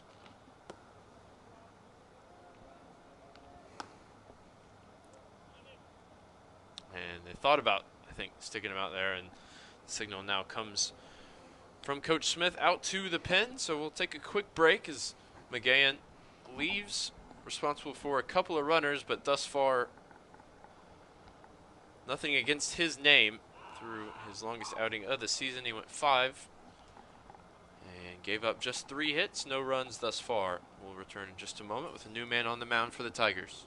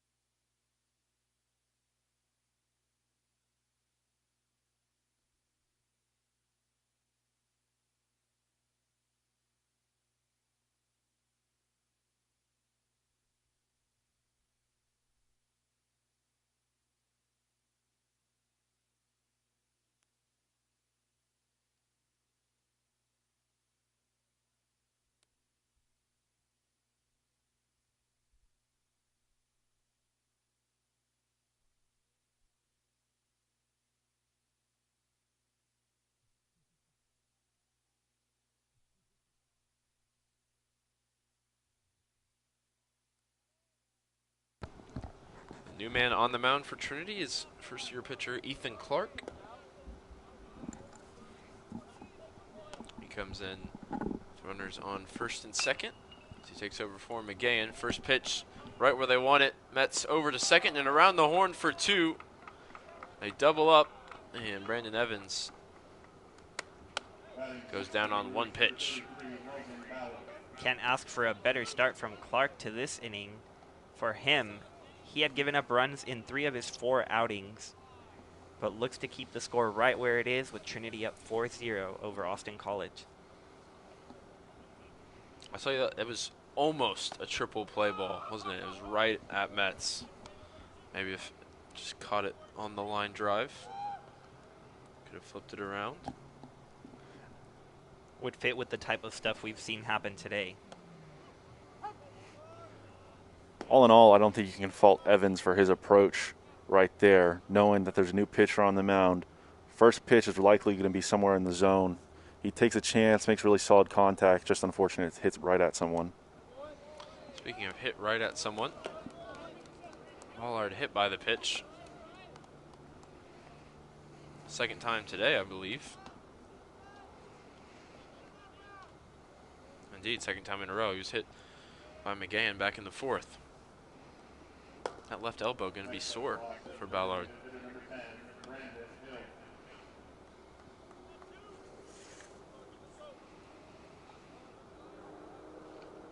Runners on first and third for the Roos. 2 away here in the 6th. Clark's first offering to Hill. Comfortably in for a strike. Hill reached with a single and struck out in the 4th.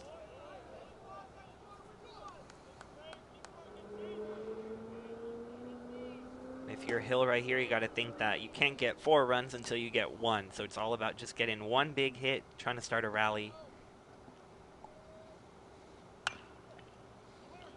It's a bat on that one, but again, sends it over to Metz at third. And the throw is on the money. A couple big defensive plays for Metz as Clark relieves McGahan and gets it done here in the 6th. We head to the bottom half of the inning. Trinity still ahead 4-0 on the Tiger Network.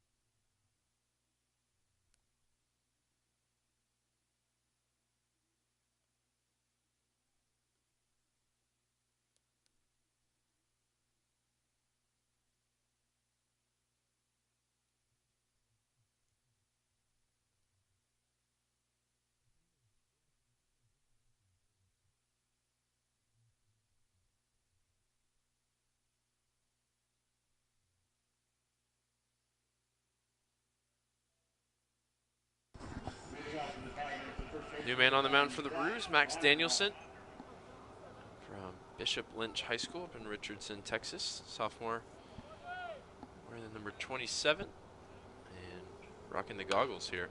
First pitch swinging Vonderhart. Out to shortstop, and Webster gets it there in time.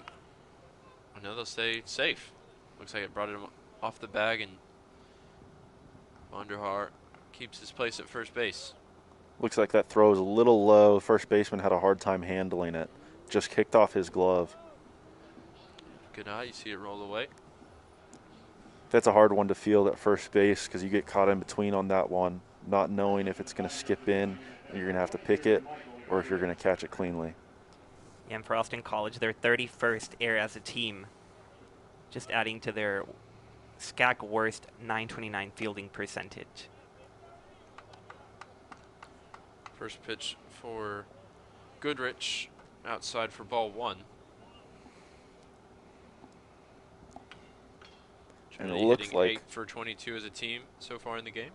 And it looked like in that first at bat, the move to Danielson, definitely a much different look to the Tigers was going to work out. But that error lets Vonderhaar reach base. And you can't be thrilled if you're Danielson, get a nice first pitch, soft contact.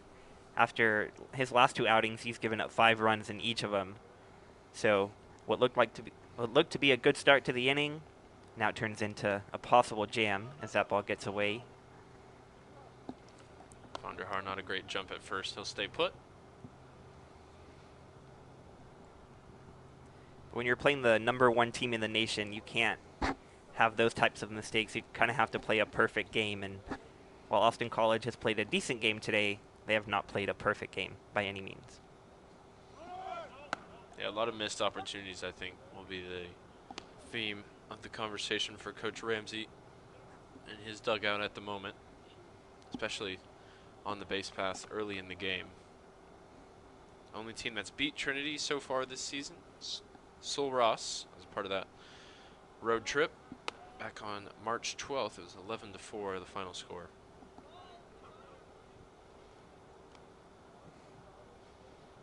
Yeah, but that loss to Sul Ross shows that Trinity can't take any opponent for granted. Sul Ross is 5-13 on the year, so not a great record, but they pulled off that victory, and so Austin College, even with their 4-9 record, as Goodrich drops that into left field for a base hit. Tigers have to make sure they don't overlook any of their opponents in the SCAC. It's a nice piece of hitting by Goodrich right here. He really muscles this one into left field. This one was in on his hands, so he had to do a lot of work to get that one all the way out there, out of reach of the shortstop. Yeah, and Trinity took that series against Sul Ross while we're on the topic with the second and third games. Comfortably won for Coach Scannell's team. And that's led to a 6-game win streak coming into this game. As Ezra Gore stands in for the home team. 2 on, nobody out. Gore squares to bunt, pops up off his bat. And unfortunate out there for Trinity, who are looking to advance the runners.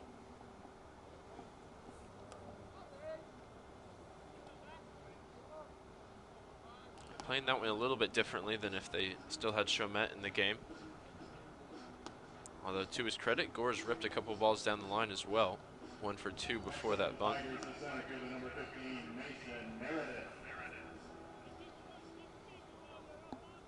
Still just 1 away here in the bottom of the 6th, as Meredith stands in.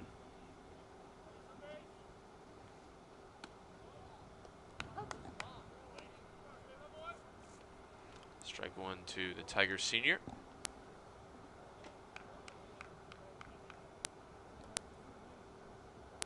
Singled his last time up.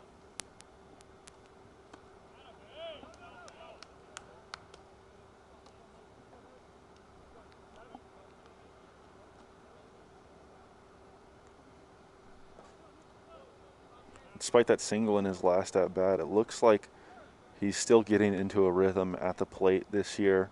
He's been out in front and rolled over on some balls.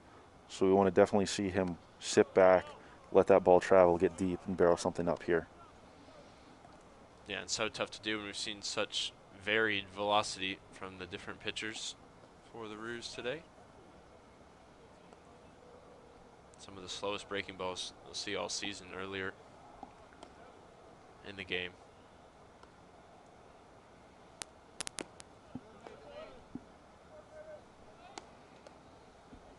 out of the zone. 2-2 now.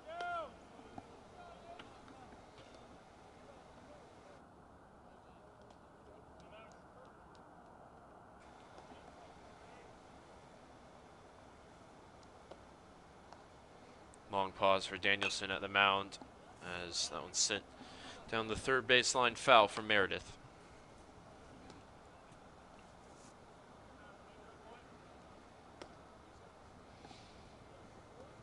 So one guy they're still looking to get back to his best in the Tiger lineup, and with what we've seen from him over his career, it's certainly worth sticking it out through, you know, what some would consider still a good season, but not the heights of a .350 batting average that we saw a couple of years ago from Trinity center fielder.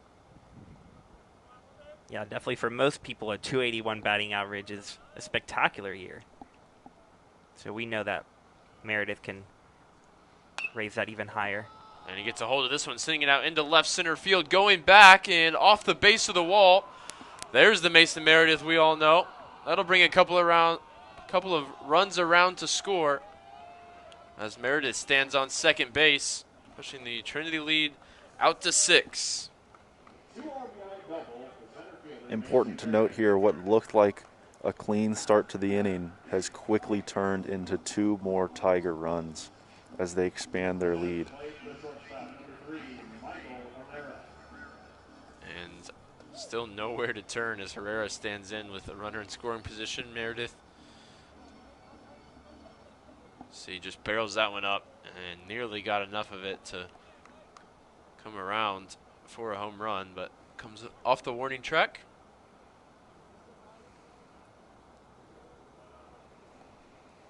Meredith named All-SCAC's second team last season, and of course, most notably, the walk-off Grand Slam a couple of seasons ago as well.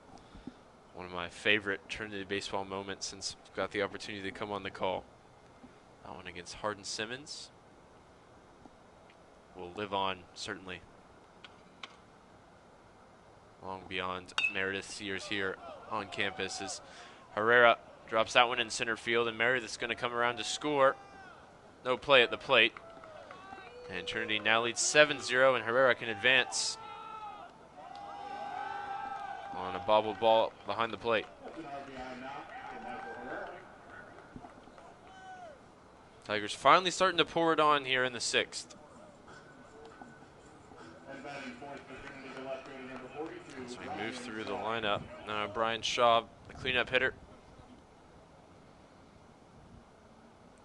As Herrera did the work to get into scoring position. Opportunistic, as you saw it squeaked away from Bashir's.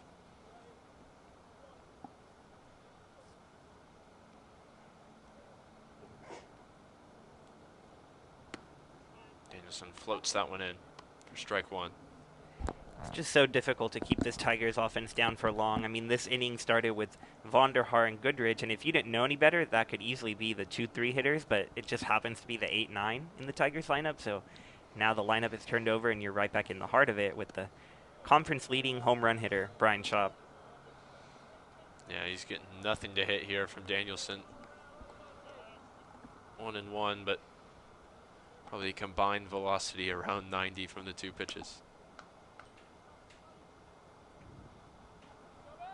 Herrera on second.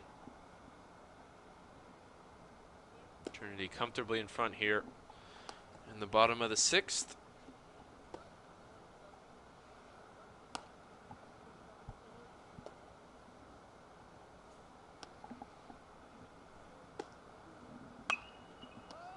Schaub swings at that one in near his hands, fouls it off.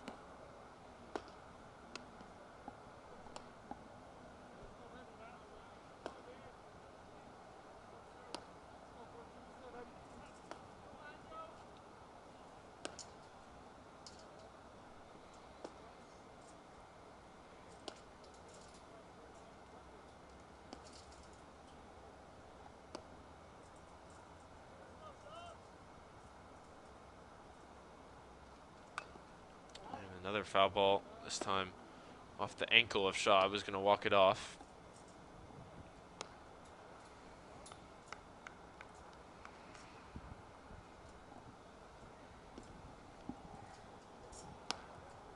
been a real methodical effort for the Tigers offense as well today. 11 hits, but just 2 of those extra base hits, so that means 9 singles.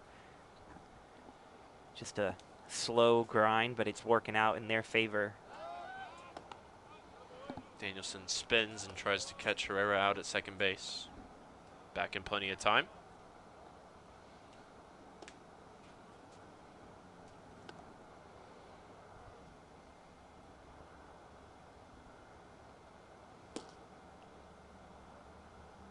They set up outside here, and they get Brian Schaub on the off-speed pitch, and he goes down on strikes. Didn't see a single fastball in that at bat. Understandably so with the numbers he's put up this season. You could tell he wanted to crush that breaking ball, but just couldn't wait back long enough. So Wisniewski up now with 2 outs, and Herrera in scoring position on second base.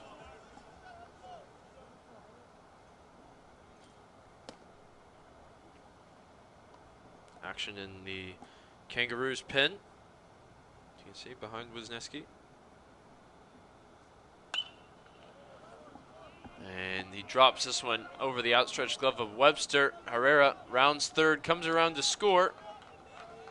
And Trinity add another here in the 6th. They continue the rally with 2 outs. That's just another great job of hitting. Another great piece of hitting by Wisniewski right there. Staying inside out on the baseball, pushing something into the opposite field, just deep enough to bring a run home for the Tigers here. Yeah, Wisniewski's 3rd single of the game for 4 RBI. Very efficient performance from Trinity's second baseman.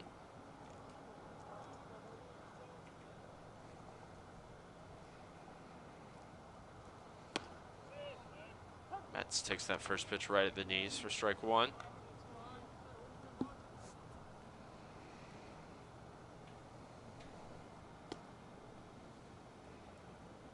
If you're just joining us, the news for Rafe Chomet, who had to leave the game back in the 1st inning off a freak accident, a ball thrown in from the outfield that hit him in the helmet.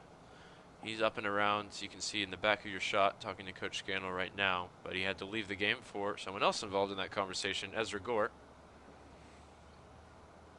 So we hope to see Rafe back out tomorrow. We got the doubleheader tomorrow between these 2 teams. We'll round out the series.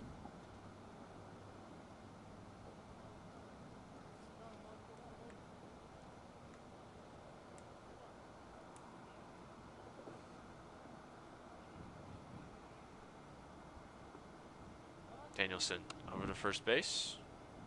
Wisniewski back in time.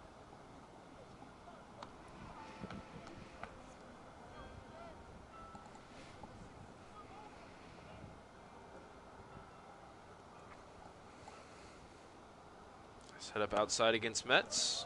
Hits the glove. That'll be a ball. Now 3-1.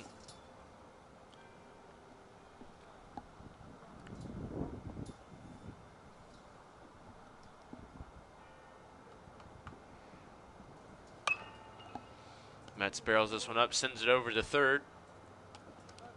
And the play comfortably made for Alphonse, but not before Trinity. Plate 4 here in the 6th. They double their lead. They're now 8 runs on 12 hits.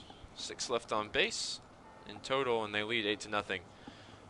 You're watching SCAC Baseball on the Tiger Network. Back in just a moment.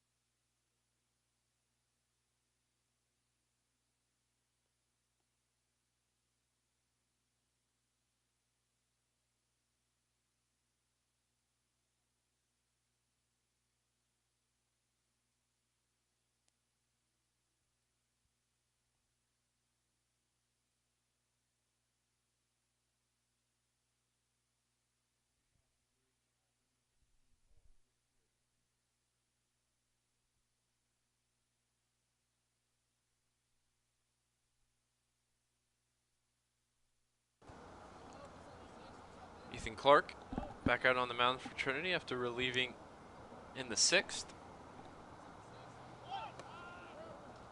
Bashir's the catcher, scoring around, try and reach on the bunt.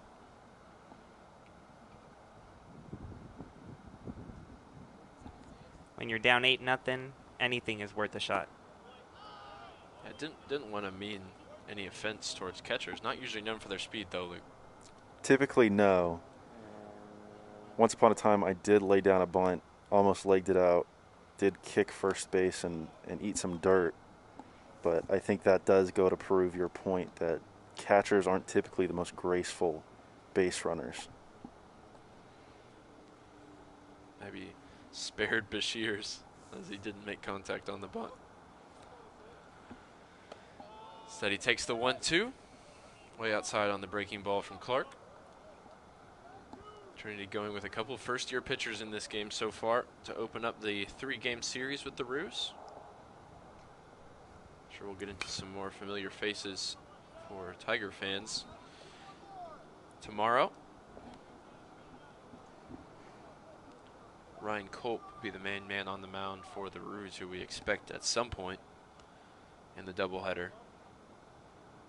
He's got 5 starts to his name, a 2.2 average, 4.10 ERA. He's also the main man for them last year in the shortened season,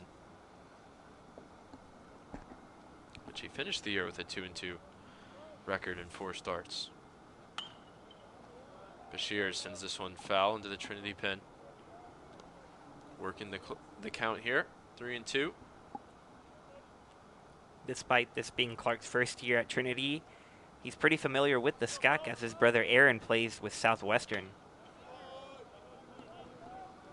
Junior for the Pirates, who we saw the last time we got to call a game, Ryan. Seems like forever ago. Can't say I remember it, but I'll trust you. You got a better memory than I. 3rd straight payoff pitch. Comes in high.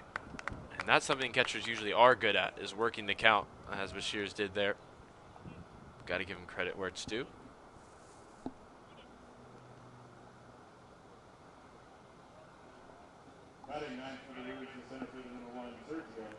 Yeah, that was a great job to work all the way back by Bashir's, but certainly the Tiger staff won't be happy with the number of walks that they've issued after leading the count. Yeah, I can only remember just a couple where they hadn't let the batter get away. DePauli, a 9-hitter for the Roos. He's got the leadoff man on first, and he barrels this one up, sends it into left, just foul. Probably the best contact we've seen in the game for the visitors. Unfortunately, it won't count. But mentioning contact, it is important to note that despite Austin College's struggles on the year, they have put the ball in play a ton tonight. We're in the top of the 7th inning, and this lineup's only struck out 4 times. Pettit motions over towards first as he caught the ball on the 1-hop. I didn't see a ton of strikeout pitching from McGann. He usually relied on his defense to get it done. In his outing from the start, he kept the Roos off the board. That strikeout note definitely is interesting considering Austin College came in today having more strikeouts than hits on the year. They have 105 strikeouts as a team, just 92 hits. Paoli sends this one high out into right, and it'll be a comfortable play for Gore. 1 away now on the top of the 7th.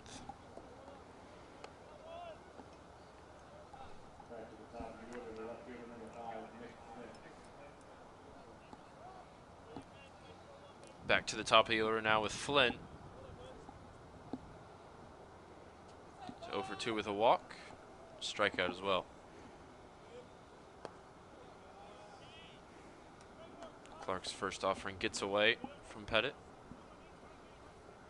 While the Roos have kept their strikeout numbers down on the day, it is important to note that they still haven't eclipsed that number with their hits, held only to 3 hits by this pitching staff, in large part thanks to the great defense that the Tigers have played in the field.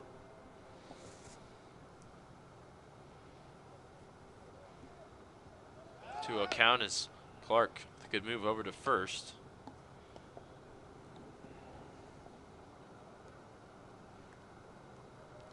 Luckily for Bashir, he hadn't taken many steps off the bag. That one chopped towards Herrera. Could be 2. Flicks it over to second. Wisniewski on to first. And that'll do it. Second double play induced by Clark on the mound. And that'll send us into stretch time here in San Antonio with Trinity comfortably out in front, 8-0.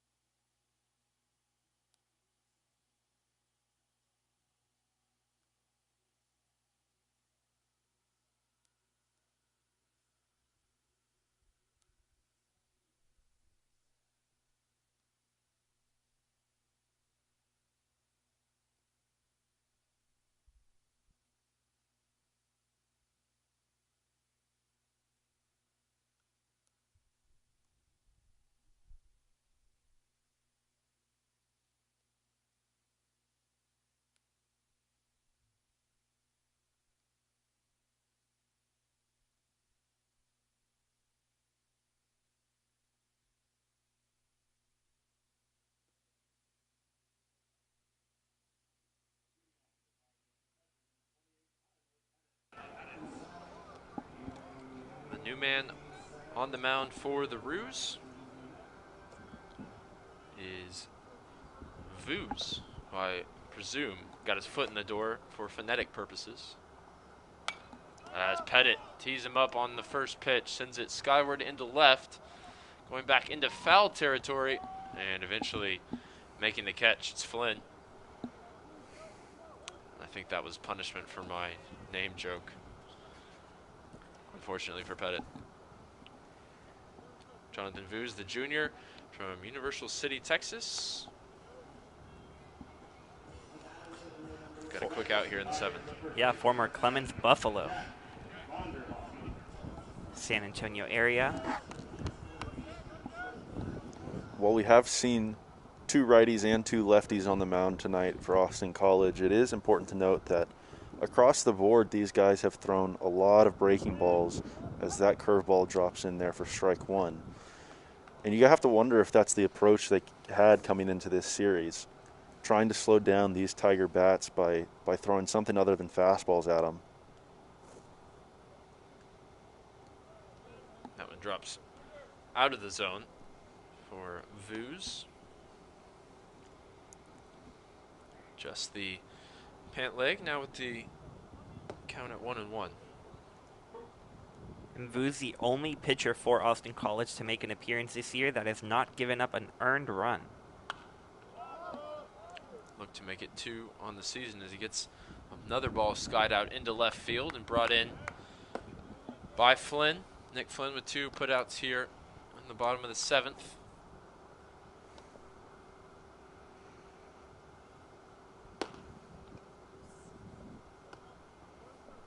Goodrich now up with 2 outs and nobody on, looking to avoid the 1-2-3 inning. We've seen a 5-pitch inning already once for the Roos today. If they can get Goodrich to go down on 1 pitch, could equal that record. And they do get him first pitch swing, and he pops it up. And this should be a quick inning. As coming on to it, Paoli makes the play. And Trinity goes down quickly with 3 consecutive flyouts for Jonathan Voos. And we'll be back for the top of the 8th. Trinity leading 8-0. SCAC play here on the Tiger Network.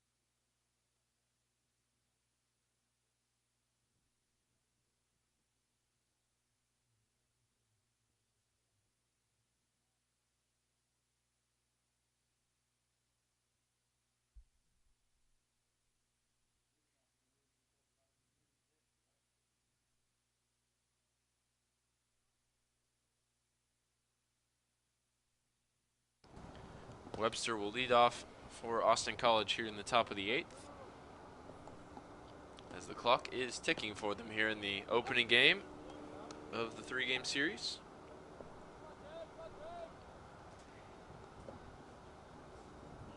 I think you might be thinking of soccer on that one because I don't see a clock ticking. We're down to the 8th inning. I mean, it's conceptual. I see.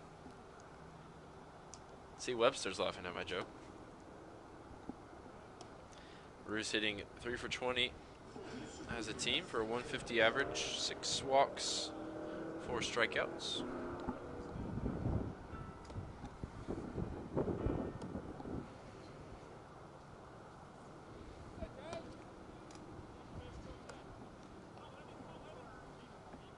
Ethan Clark combining with McGahan so far for the shutout for Trinity.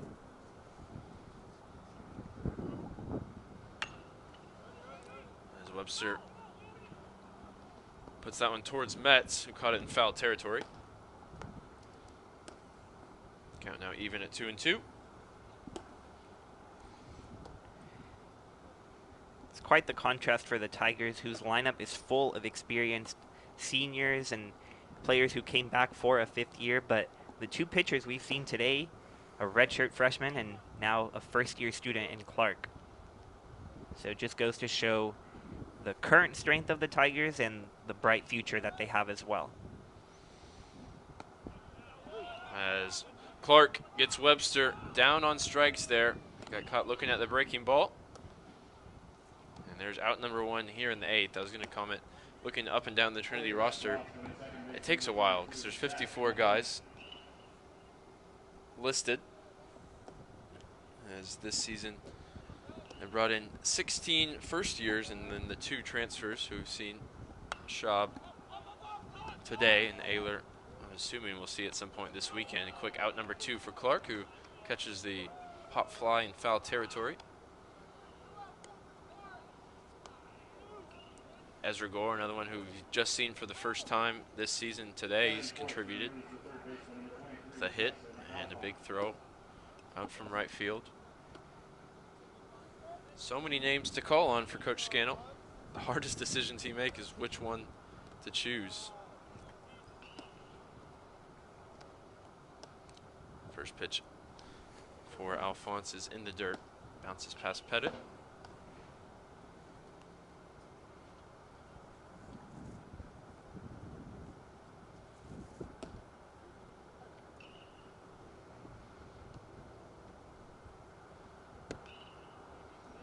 Second pitch in there for a strike against the cleanup hitter for Austin College. Tigers have done a really good job quieting the bat of Alphonse after he was 5 for 7 in his last 2 games coming into this one. Didn't have to swing at that one. Or how about he didn't have to hit that one, it hit him. So he heads down to first. Third hit batter for Trinity today, and then prevents Clark from grabbing a 1-2-3 inning here in the 8th. Not something you're used to seeing in the box score, a team having as many hit by pitches as they have hits. Austin College with 3 of each.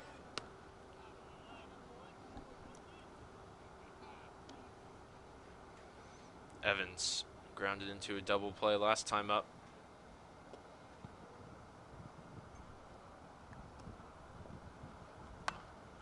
That one comes off the handle of the bat. It's going to drop in front of Vonderhaar at first, but coming across to make the play himself, Clark catches and steps on the bag to retire the side here in the top of the 8th.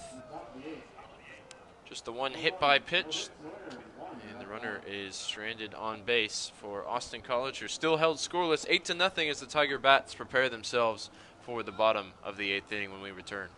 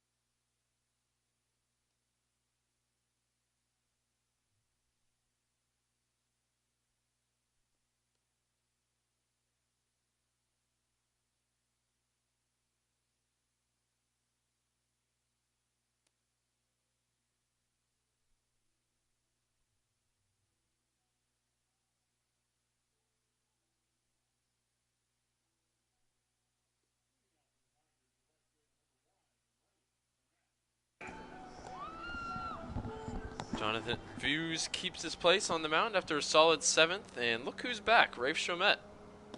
Good to see for Trinity fans. He passed all the necessary concussion checks, and he tees up the first pitch, sending it foul into the bullpen.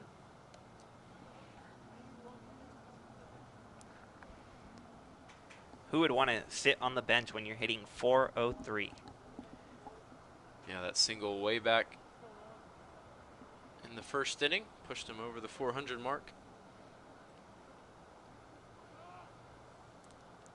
For 5th year Rafe. Take every year of Rafe we can get, as second offering is in there for a strike.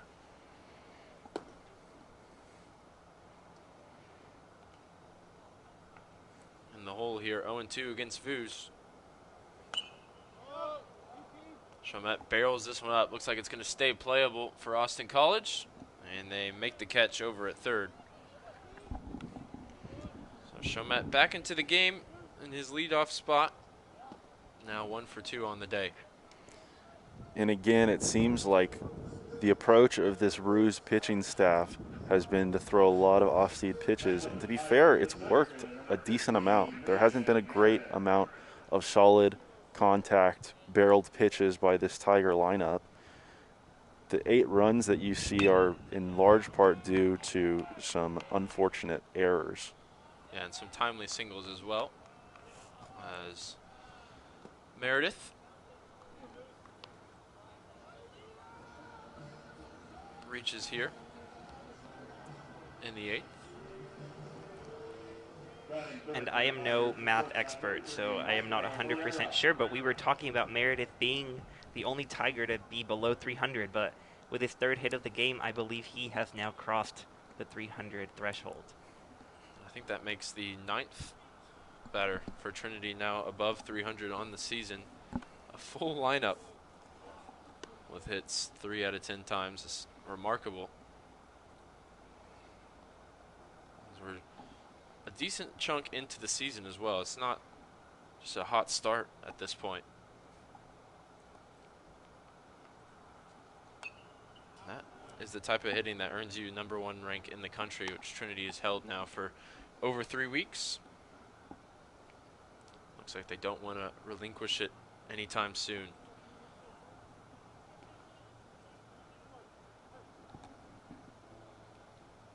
Last season, of course, shortened. They finished 11-2 on the year, 7-2 here at home.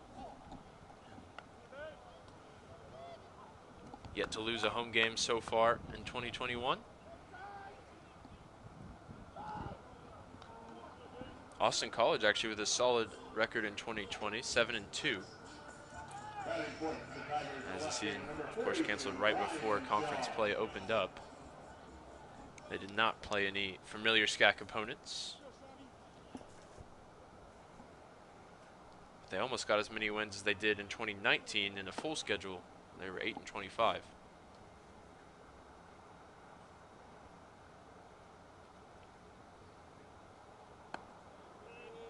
Schwab takes strike 1. Still looking for their first conference victory of the season.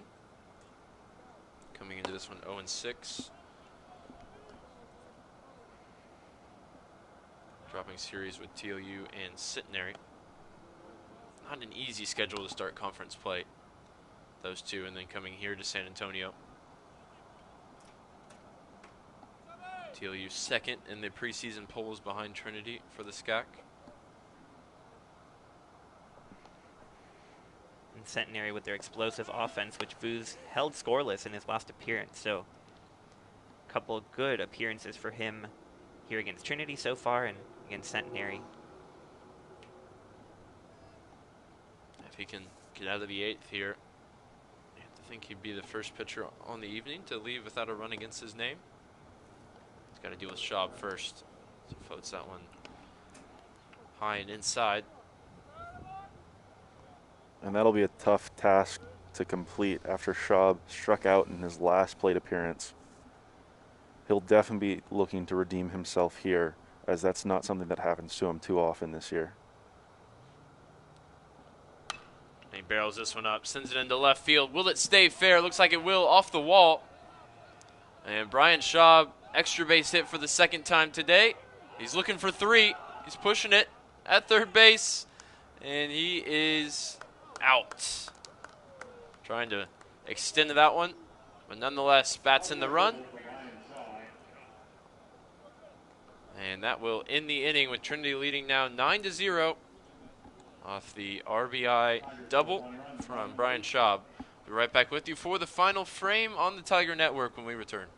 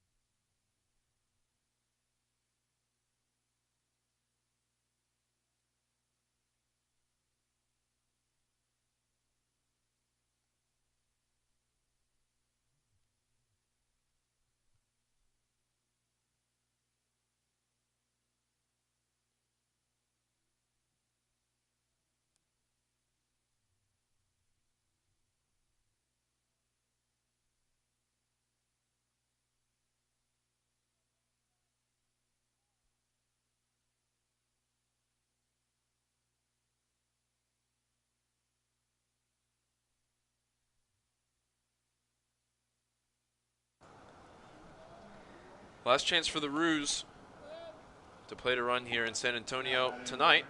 Of course, they'll get plenty more opportunities tomorrow in the doubleheader. You see a pinch hitter here for Austin College, Jackson Key. Nice contact here, sends it foul. 1-1 now. Clark keeping his place on the mound. He made the defensive play to end the inning in the 8th. Induced a couple of ground balls as well for double plays. It's been a solid outing for both he and McGahan, the two young pitchers on Trinity staff. It's a great curveball that he drops in there to get ahead in the count.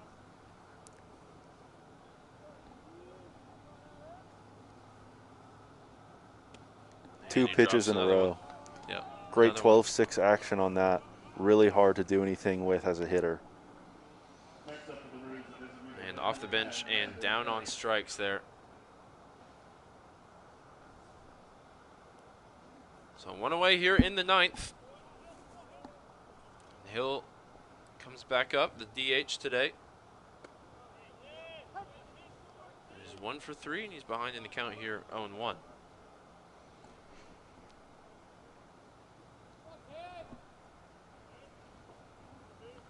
Trinity took their time to get on the scoreboard here. Waited until the 3rd where they played at 2. They did the same in the 5th. And then doubled it up in the 6th with 4 runs for Schaub's double just a few moments ago. Add to the 9th. And that's where we find ourselves. Hill finding himself down in the count 1-2.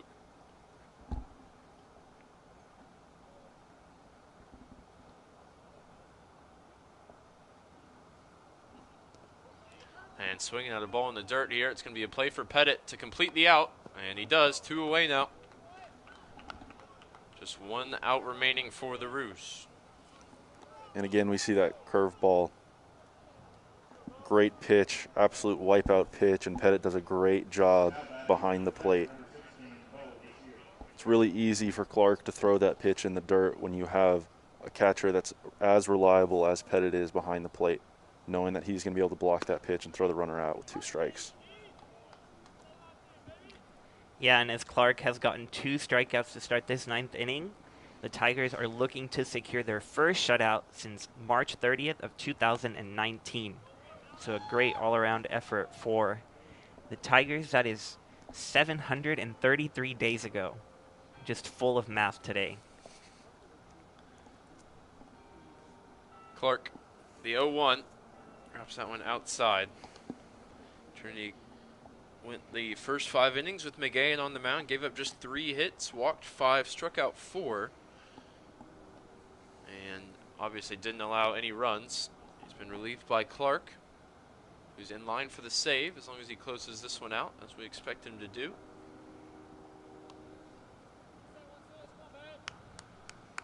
Up against a hitter at the plate with Bashirs, who's worked a walk his last time up. Count all even here at 2-2.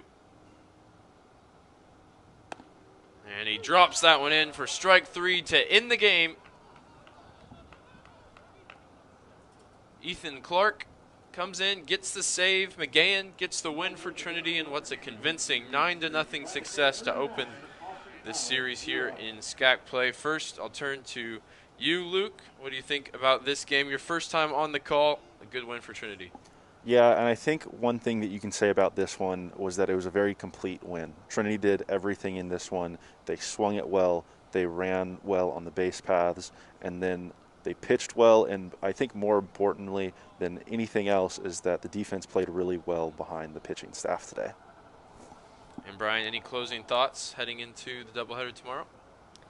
Yeah, we talked about it a little bit earlier and how methodical this effort was. Just so many singles, slowly bringing runs in. You see right there, 14 hits on the day for the Tigers. Never really felt like they got a huge extra base hit or no home runs today, but they still managed to get 9 runs on the board. And all I can say is the only thing better than 1 game of baseball is 2, and that's what we get tomorrow with a doubleheader with these 2 same teams. Absolutely. Trinity improves to 14-1, and they'll get 2 more looks at these Austin College Kangaroos tomorrow. 1 o'clock, first pitch for game number 1, and we hope to see you there For myself, Ryan Figert, Brian Yantelson, and Luke Terry, for Josh Maxagimba and Katie Malone in the studio, thank you for spending your Thursday night with us here, enjoying some Trinity baseball. Have a good night. Trinity takes this one 9-0.